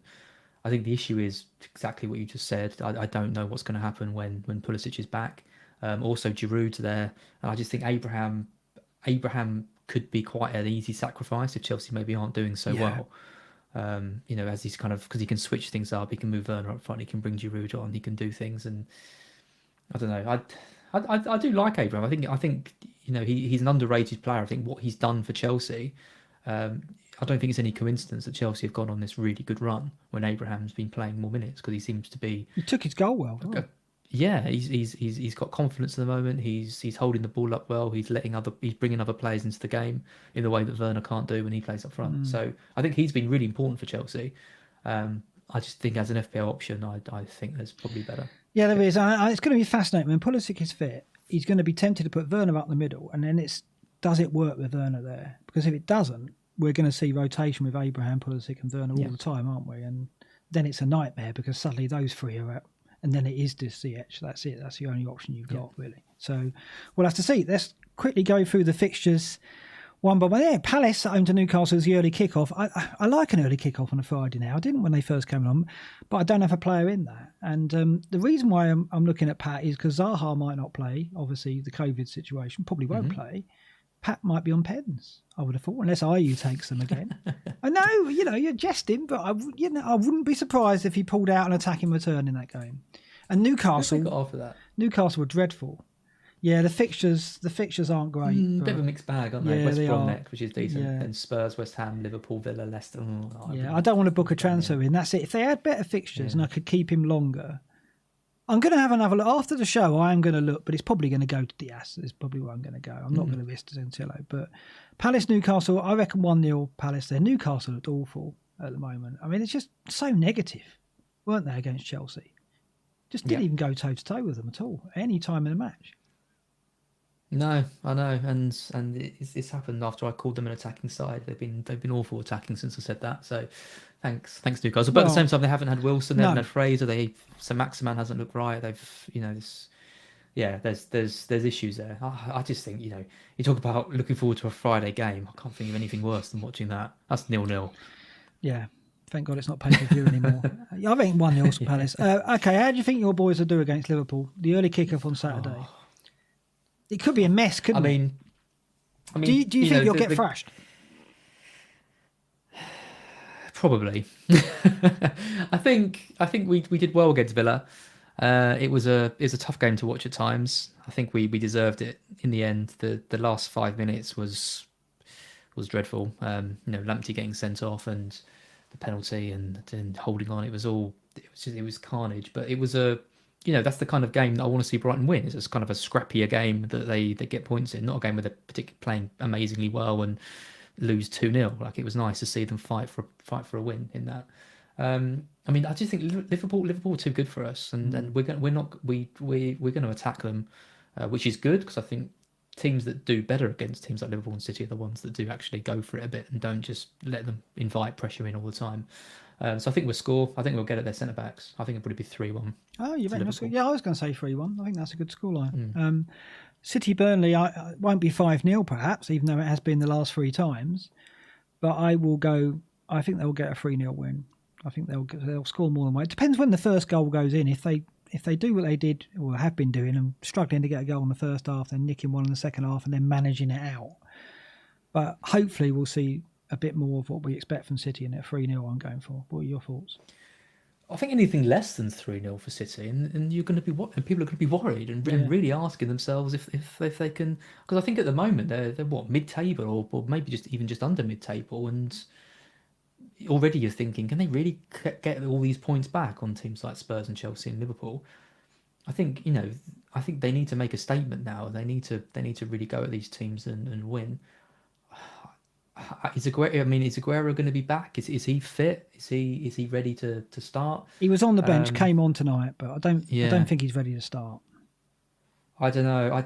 I don't think they're going. I think they're going to win 2-0. I don't think they're going to hit the 3, and I think there's still going to be some question marks over him. Everton Leeds, lots of goals here. You'd have thought. I mean, Leeds are playing at the moment, and way Everton have been defending, but it'll be interesting if he keeps the win backs.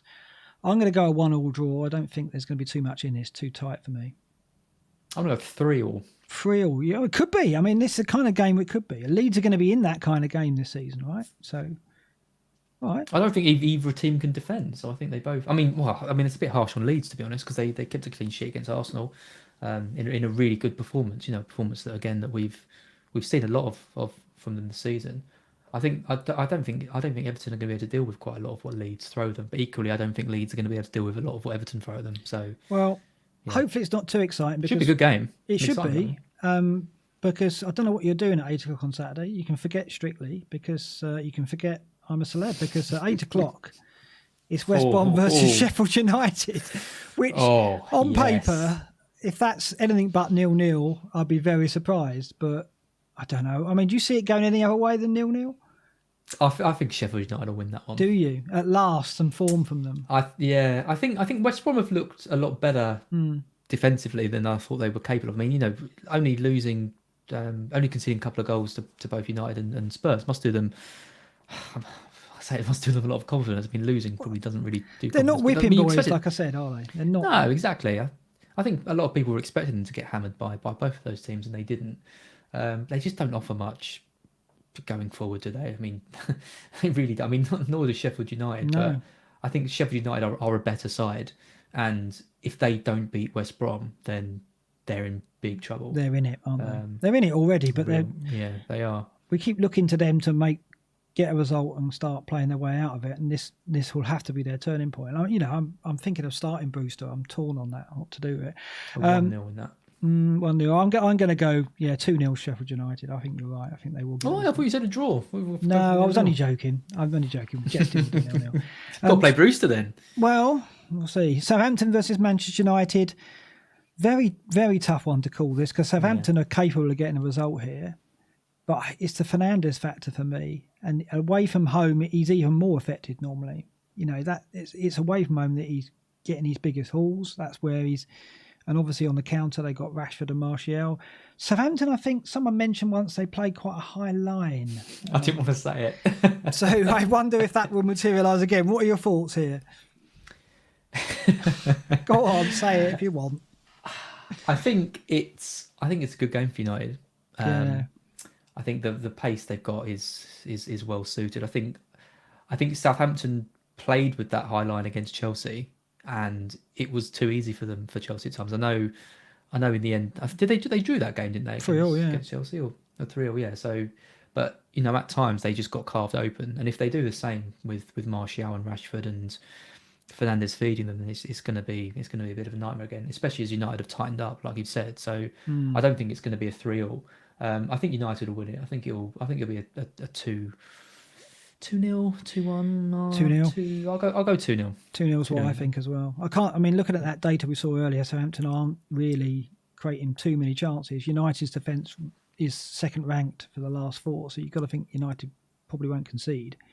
And I just think they'll get a couple. Chelsea Spurs, this is a crack. I mean, this is the game, right? If you're going to a garden centre on Sunday, make sure you're back for 4:30 is all I can say. Oh, yeah. Find a reason to get home if you're seeing family or whatever. Well, I guess you're not at the moment, so it's quite handy. But Chelsea versus Spurs, I mean, it should be a cracker. I can't predict really where this is going to go. I'm going to hope for a goal fest because I've got Kane, so I'm going to go 2-2. I'm going to go the complete opposite because whenever I get excited for a game, it's a massive disappointment. I reckon a really cagey 0-0. No, surely not. Not with Arsenal Wolves to come as well, because that is going to be that. Yeah. Come on, there's got to be goals. Chelsea and Spurs. Like you saw it with United and Chelsea. It just neither manager wanted to go for it, and neither manager wanted to win, and it ended up being one of the worst games of football I've ever seen. We won't get that, will we? I think we might get that again. Yeah. I'm just really hoping for an early goal. An early goal changes everything, but I think it's going to be. It's funny because I'm probably going to start James and Chilwell on the basis that it could be either a goal fest or a 0-0. Either there's going to be an early goal and both teams are going to go for it, or there's not going to be an early goal and they're just going to play it out and take a point each. I think you're right. So which are we going to get? Hoping for the former, but on fantasy terms, a 0-0 would suit me, but. Well, I've got Kane, but I'll have 2 Chelsea defenders. So I'd back Chelsea if I was going to pick one. I would back Chelsea to win it. I'm going to go for the draw. Arsenal Wolves, I think. God, come on, Semedo, this is your last chance in my team. I can't see goals at all in this because Wolves have struggled. No. Wolves have, they didn't really convince me last time out against Southampton. Wolves again. Jimenez had one shot really, hit the post of it and got the assist, but he struggled for chances. Podence started at least, but Podence has got to go, I think, for me. I just can't see either team offering too much in terms of attacking threat here, but I'll go 1-1. I mean, what has happened? What has happened to football where Arsenal, in the previous season, last year, Arsenal Wolves would have been a great game. And, we were so excited to see Wolves this season back and they've changed their squad around.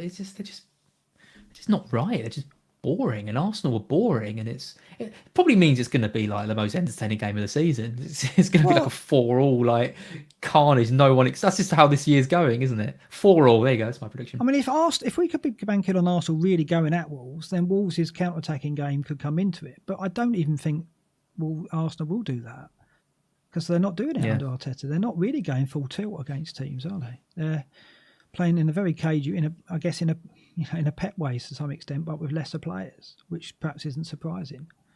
I'm going to go 1-1 because I can't see it could even be 0-0. Leicester versus Fulham. Fulham, I think, will nick one here. Leicester's defence has been strong, but Fulham's attack has looked a little more lively. I think Leicester still win. I'm going to go 3-1. Yeah, that sounds good. Maybe I'll give him an extra one because I'm probably going to be getting Vardy in. I'll give him a 4. Give him 4-1. Oh, you're going to get Vardy? Okay, we'll have a look at that in a minute. And West Ham Villa, I back West Ham here. I do think that Villa looking a bit more vulnerable. I'm going to go 2-1. I think Villa will score. Jack will get something.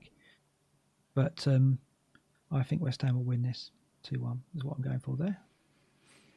Really hard one to predict. You just don't really know what Villa's going to show up. I mean, they weren't very impressive against Brighton.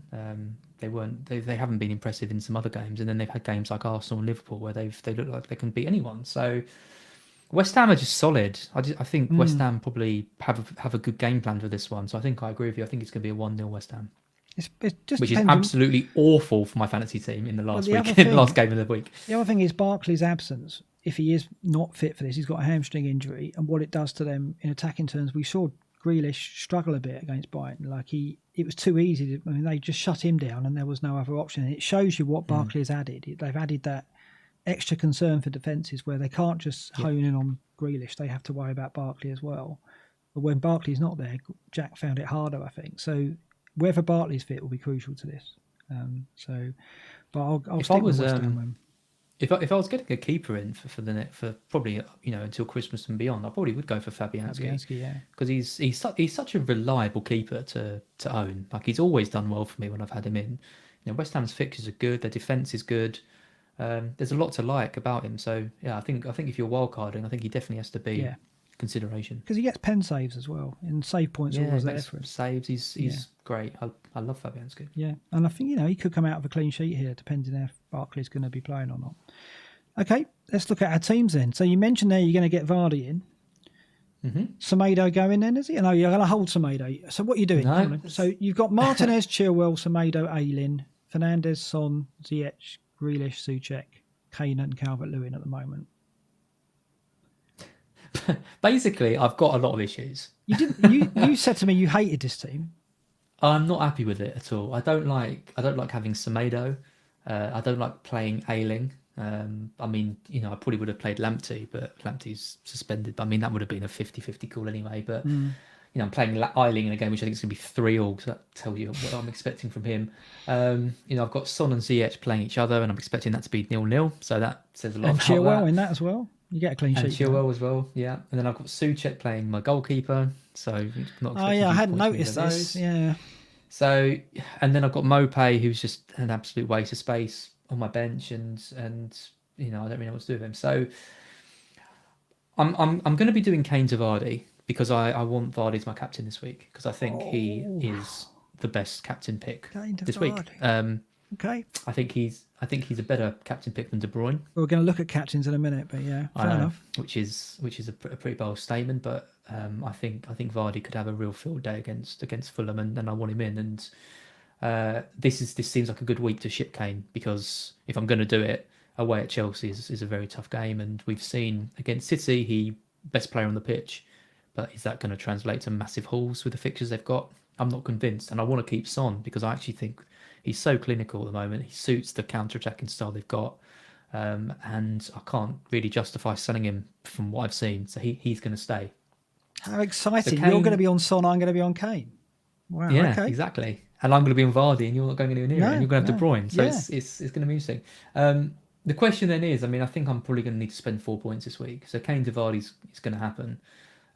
My two options then are either upgrade Ayling to Diaz, which is fairly similar to what you're doing. Don't like defensive transfers. Definitely don't like defensive transfers for a hit, but feel like that could probably pay off over the next couple of games quite easily, and probably even this week. So I don't think Leeds are going to keep a clean sheet. I think City will. So immediately that could be paid off, but it means putting more money into my defence. So I'm not entirely sure about that. Or I've got enough money to do Souček to Jota. What if you do Kane to Vardy? You can do Souček to Jota. Yeah.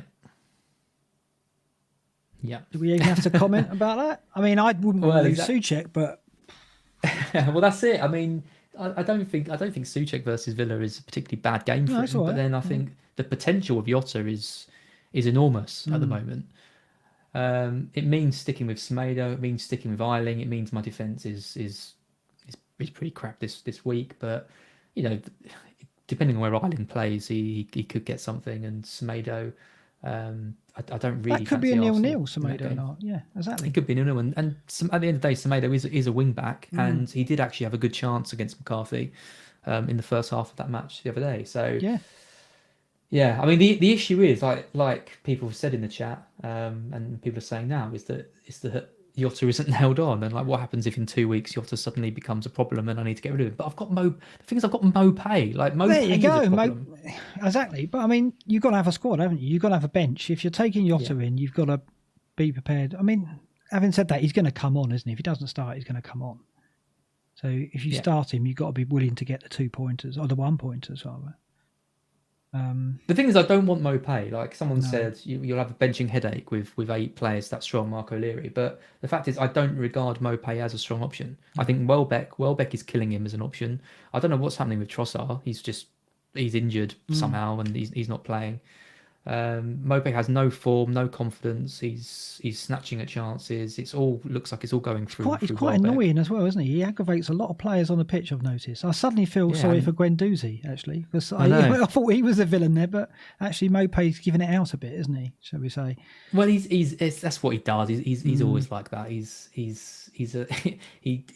one of his main purposes. He's like kind of Costa in a way. He's without anywhere near the ability, but he winds people up. He grabs people. He pushes people. He does all that. Like it's nice, but it's great when it's going well. Like when Brighton are winning and he's jostling players and he's like being a bit of a twat to everyone. It's nice. Like that Arsenal game was brilliant because Brighton won that game and he riled them all up and he got the goal. But when Brighton aren't doing well and he's not doing well and he's still doing it, you kind of think, mate, you just sort your game out before you start doing all this. With Bamford around, he's dead to me at the moment. With Bamford and Watkins around and Antonio coming back, Mopé's got to go sooner or later.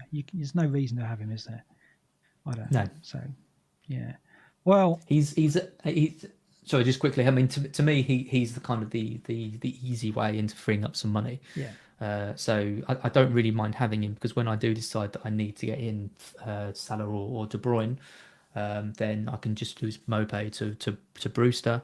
If I've got, I mean, even if I keep Souček, I still think he's a decent option. If I have got Jota, then obviously I play him, but then I free up the money from Mopé and upgrade to the others. So Jota's, I think that's probably what I'm going to do. I'm probably going to do Vardy and Jota in. Okay, Jota's going up tonight. You're going to try and catch the rise, or yeah, no? Yeah. So am I. If I do Jota, it'll be so we're both going to move tonight. Yeah. Well, one of my moves. Okay. I'll wait to see for Vardy. All right. Early transfers, what are we doing? Are we making a mistake? Some will say yes. I know those some are. Anyway, let's go. My team. So this is what I'm playing at the moment. McCarthy, Chilwell, James, Dina, Fernandes, Grealish, De Bruyne, Souček, Brewster, Kane, Calvert-Lewin. But Alexander-Arnold's got to go. So there's going to be a change. Alexander-Arnold will probably go to Diaz. And then it will be either Souček or Brewster that makes way. But that will give me the opportunity to go Podence to Jota as my second transfer. So I'll be taking a hit to get Jota, but Podence finally makes way for his compatriot Jota, and then I play Jota and I play 4 at the back, and I don't play either Souček or Brewster, which might backfire on me. And certainly taking a hit for Jota means he's got to get me something to level that up, right? But the trouble is, because he didn't play tonight, I think he will start. And if he starts against Brighton, there's every chance he's going to get something, I think, unfortunately for Brighton. I think they will get 2 or 3 goals. And at the moment, Jota's form would suggest that if they get 2 or 3 goals, he's going to have something out of that game. So I think the 4 points will come back to me. And I don't fear the fact that he's a rotation risk because I've always got the likes of Souček, Brewster or Ayling, who one of them will have a decent fixture in any week. I mean, arguably, I should be playing Brewster or Souček anyway this week, so I don't worry about it. But I don't think he's never going to be a 0-minute. That's the problem with him. No, so you've either got to commit. He's going to get 20 minutes. Yeah, you've got if you think he's not going to start, you've got to bench him because if you put him in, he's going to get exactly. Yeah, but he can do damage off the bench. It's not like it's not a given that we've seen him be. Like I said, he's come off against tired teams. He's come off when Liverpool are looking for goals, and he's hungry and he gets them. He's a player who wants to keep doing well to really force Klopp into saying, well, you're first name now because I literally can't bench you. You're too good. No, he can't. And that is where he is at the moment. He can't bench him against Brighton. Tom Freeman's in the chat saying very tempted by us and myself. I mean, exactly. It's very hard to ignore him because, like Luke says, he's a gift, isn't he? At that price, with that data in that team, and he starts against Brighton, I think. Why would he not start against Brighton? He didn't start tonight. I think he definitely starts against Brighton in some position. I mean, where would he play? Probably he'll play 4 up front. I don't know, like he did against City. But I can't see him not starting Jota, having not started him in midweek. Yeah, agreed. Given Jota's form, he can't possibly, surely. I mean, he might surprise us, but I just don't see it. I think Jones will come out the team and he'll play in that role, and he'll do what he did against City. He'll play the 4. I mean, I really felt that with the defensive weakness, he wouldn't attack to that degree, but there was always a chance that Klopp would go, right, I'm just going to outscore these teams, and we're going to, and maybe that's what he's going to do. But I just think Jota's too easy, too difficult to ignore. I have to say, other than Salah, obviously, I am, as a Brighton fan, worried about Jota, because he seems the kind of player who can hurt us. Like he's tricky. He only need. I mean, we do stupid things, and he's a player who can quickly nip in and do something. If one of our defenders switches off and the ball comes over the top and he's there nicking it, like he worries me. If and when I see him on the team sheet, I'll be thinking, I don't really. And with Lamptey out as well, I mean, he is such a massive part of the way we defend and the way we attack and the way we play now this season. The replacement who's going to come in, whoever it is, because we haven't got Montoya. I don't even know who's going to play at right back for us. Really, probably Veltman, who isn't really a right back. He's a centre back. He's got no pace, and I'm looking at our defenders and thinking, there's going to be space to exploit. He's going to cause us no end of issues in that game. So, yeah, I'm a concerned Brighton fan. I'm not going to have Salah, so not having anyone in that game. At least if I had Jota in it, it gives me a bit of compensation, something to cheer for. I think I'm going to do it as well. Then I've got a bit of a selection headache, but I think Jota will come in and both Souček and Bruce will be on the bench. And I play both my Chelseas just because I think they've got attacking returns in them, and it could even be a 0-0. So let's look at captains. You'd be doing Trent to Diaz. Yeah, Trent to Diaz, Podence to Jota. How can you play both of your Chelsea defenders in? Because I play 4 at the back, 4 in midfield, 2 up front. I don't play Souček or Brewster. Yeah. Okay, you bench Souček and Brewster. Yeah. So it's a risk. You've got them both playing at the moment. I know, it's a risk. Okay, let's look ahead to our captains. Yeah, I mean, the matrix shows that De Bruyne, Salah, Mane were the captains that we previously highlighted at this point. I hadn't highlighted Vardy. I've got him 4th on that list against Fulham.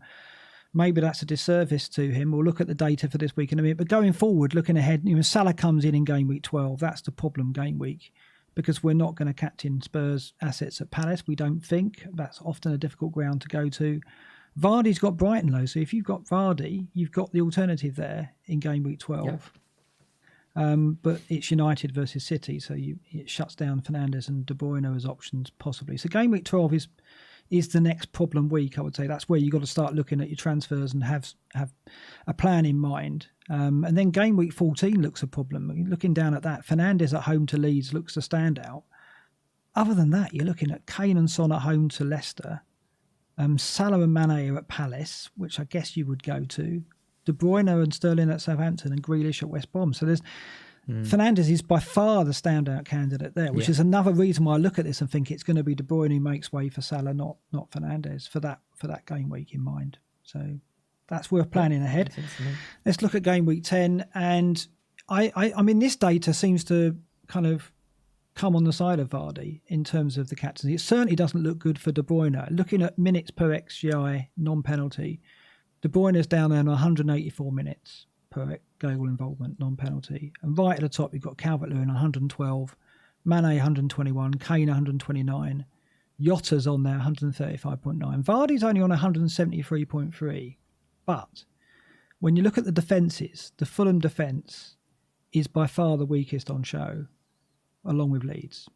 So they are conceding an expected goal every 61 minutes, whereas you look at Burnley, they're at 83.3, and you look at obviously Southampton, Chelsea, they're 87 minutes and 109.6, so they're far tighter.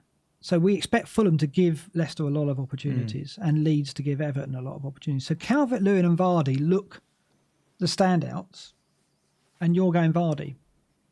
Yeah, and you're going KDB, so it's a nice... Yeah. I mean, I really like Vardy. I mean, I kind of expected a bit more from him against Liverpool, to be honest. I thought Leicester were really poor in that game. I thought they would put Liverpool under some pressure. Makeshift backline with Milner in there and Jones in midfield and Matip and stuff. But they never really looked threatening at all. And Liverpool just coasted to the win in the end. So they've had injuries and they've got to kind of address that. And I think it's a perfect game for them. So yeah, I'm quite excited to have Vardy in this one. Yeah, first time owning him this season. Minutes per shot in the box, 40.6, which is low compared to the likes of Salah on 27.7 and even Jota on 30.3. So Vardy stats doesn't look great, but it's not about him, his data. It's all about Fulham. And so, yeah, I mean, having watched Fulham against Everton, I mean, the opportunities they gave up and the room, that they had out wide and with Calvert-Lewin in the middle, it's just how effective that Leicester attack is going to be and can they exploit it.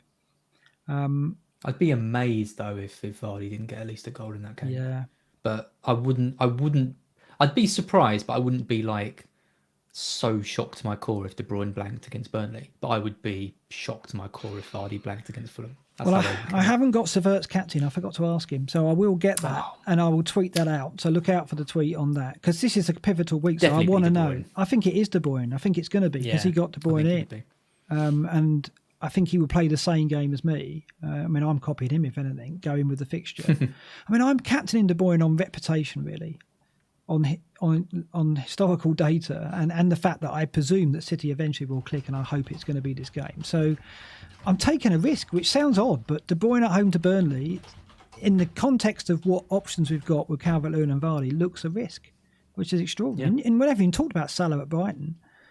So this is a big week for the captaincy, and it could go wrong for me. And I'm taking a hit as well. So this could be I could be a red arrow, staring at a red arrow here. So there's so many players who could do well this week. This week is awful, and it almost feels like it's the worst week to be taking a hit because I kind of feel like every point is so precious. I mean, you look at Calvert-Lewin against Leeds. I really like the look of that game. Salah's going to be back and captained by loads of people against Brighton, which is a great game. Fernandes, great away record, highest point scorer ever, as you showed earlier. De Bruyne, Sterling, Vardy. There's so many picks. Like it's so hard to choose who's. And Fernandes at Southampton could do it away from home. Been so effective. Yeah. So there's 6 or 7 good captaincy candidates and not much between them. Well, what can we say? We're on the FPL show tomorrow, and we're probably asked about this captaincy. We're going to have to come up with something more convincing than what we've just said there. People don't like it when we sit on the fence. Well, I guess we're not. Well, I think Vardy is the best pick. It's the standout. That would be my not sitting on the fence. So yeah. And I guess I'm tied into De Bruyne, having spent the having gone Son out to De Bruyne. I've got to back him. I can't go back on that. That was always my plan. Absolutely. I've got to follow that through, and I can't let City's form so far. I mean, that City are still creating chances, second only to Liverpool for chances created. So they're having shots. Just the quality is not good enough. But I've got to think against a team they've beaten 5-0 the last 3 times, with the same manager and most of the same players. Oh yeah, you'd expect them to get 2 or 3 goals. So we'll see. We'll see what happens. I'm not going to say for a second he's a bad shout. No, you never know what's going to happen in that. We can't say that. So yes, you can catch us on the FPL show this week. You'll have the Tash for tomorrow, which is great. And I spoke to the producer Tom, and he's put 10 minutes aside to talk solely about the Tash. So I hope he's joking. Maybe he's not. If he's not joking, it's going to be one of the dullest FPL shows ever. But never mind. Might be anyway with us on it, but we'll see. So we're on that. So look out for us then. And I think we're going to have a guest on very soon, aren't we? You're lining up some guests for us, aren't you, Az? We are. Should we say who it is? Well, we could do. Should we offer some clues? He was a former Hall of Fame number 1. He's also famous, isn't he, for a particular incident? Yeah, we might be getting a tour of his house. Are we? On the live on BlackBox. Yeah, remember the tour of his house. But you're referring to a certain Brexit equivalent, the FPL version of Brexit. Yeah, famous for that incident, and people who don't know him will probably tell that story next week because he'll love that. Get him on and make him relive his worst. He loves revisiting. In fact, he hasn't done any kind of videos in a while, and I'm sure he'll love reliving that stuff. But but it'd be great to have Jay on. Yeah, he's a force in FPL terms. His record is very, very strong. He's coming back this season, and he's always good value. His opinions, he's opinionated, so it's like having Granville on in a way. It's just as strong with his opinions. So we're looking forward to having him on. Granville will love that comparison. I know he will. Well, look at Granville, top of every league at the moment. I know. That's because he came on here. We did wonders for him. We didn't. He was doing better than us before we came on. I know, but we remarked then we've got to get Granville on while he's beating us because he's not going to last, and he's absolutely given us a smashing. Well, he's not coming on until we overtake him, so it's his own fault. No, that's it. Talking of smashing, you better say the regular words of the subscribers and likes. Yep. So 1,300 people watching now, 180 likes. So hit that like button, pushes us up the channel so more people see the video. Hopefully everyone has already subscribed, but if you're watching this or listening to it on whatever platform, make sure you hit the subscribe button and you'll get certain treats like notifications when Mark and I go live on a Friday night. Yeah, I mean, that's it. We're going to do more of those random Friday feeds, aren't we? And if you miss that, then you only got yourself to blame. Yeah. So it's worth doing it just for that. But yeah, thanks for listening to us ramble on. Just one final thing. I am in my last. I don't think I'll have my moustache on our BlackBox next week, Mark. No, it'll be off, will it? No, it will be off, and I'll be back to. I don't even know what it'll be. Probably back to some kind of stubble type system. The Sue Perkins comparisons will come back, will they? Or? Yeah. No, I'm not going to go clean shaven, so right, okay. I don't think I'll go back to Sue Perkins. Okay. I'm just going to drop a link in the description now. I hit my target of what I wanted to make, so I've got a new target now of £750. If anyone fancies donating, there's a link in the description and in the chat, and I'd appreciate it. Yeah, and also going back to the subscribers, we said every 10,000 subs we're going to wear an outfit, a suit. Every time we hit 10,000. Not an out. Don't call it an outfit. We've got like bunny costumes or something. We're going to be wearing nice suits to commemorate the occasion. Yeah, I was thinking 1,000 away. When we hit the sacred 100,000, if we ever do, I might dress up as Stato for that. You remember Stato, Angus? Oh, nice. Yeah, I might get the dressing gown and all that out for that. So that's years away, though. So it's fine. Like, people forget. If we ever hit 100,000, I'll do it in the nude. I'll be so excited. Oh, he's done a Lineker. That you can't say that. Oh God, that might actually help the subs numbers immediately, or maybe not. Maybe it'll have the opposite effect. Dramatically decrease. All right, we'll see what happens with that one. Anyway, it's a good night for me. Good night, everyone. Thanks for watching.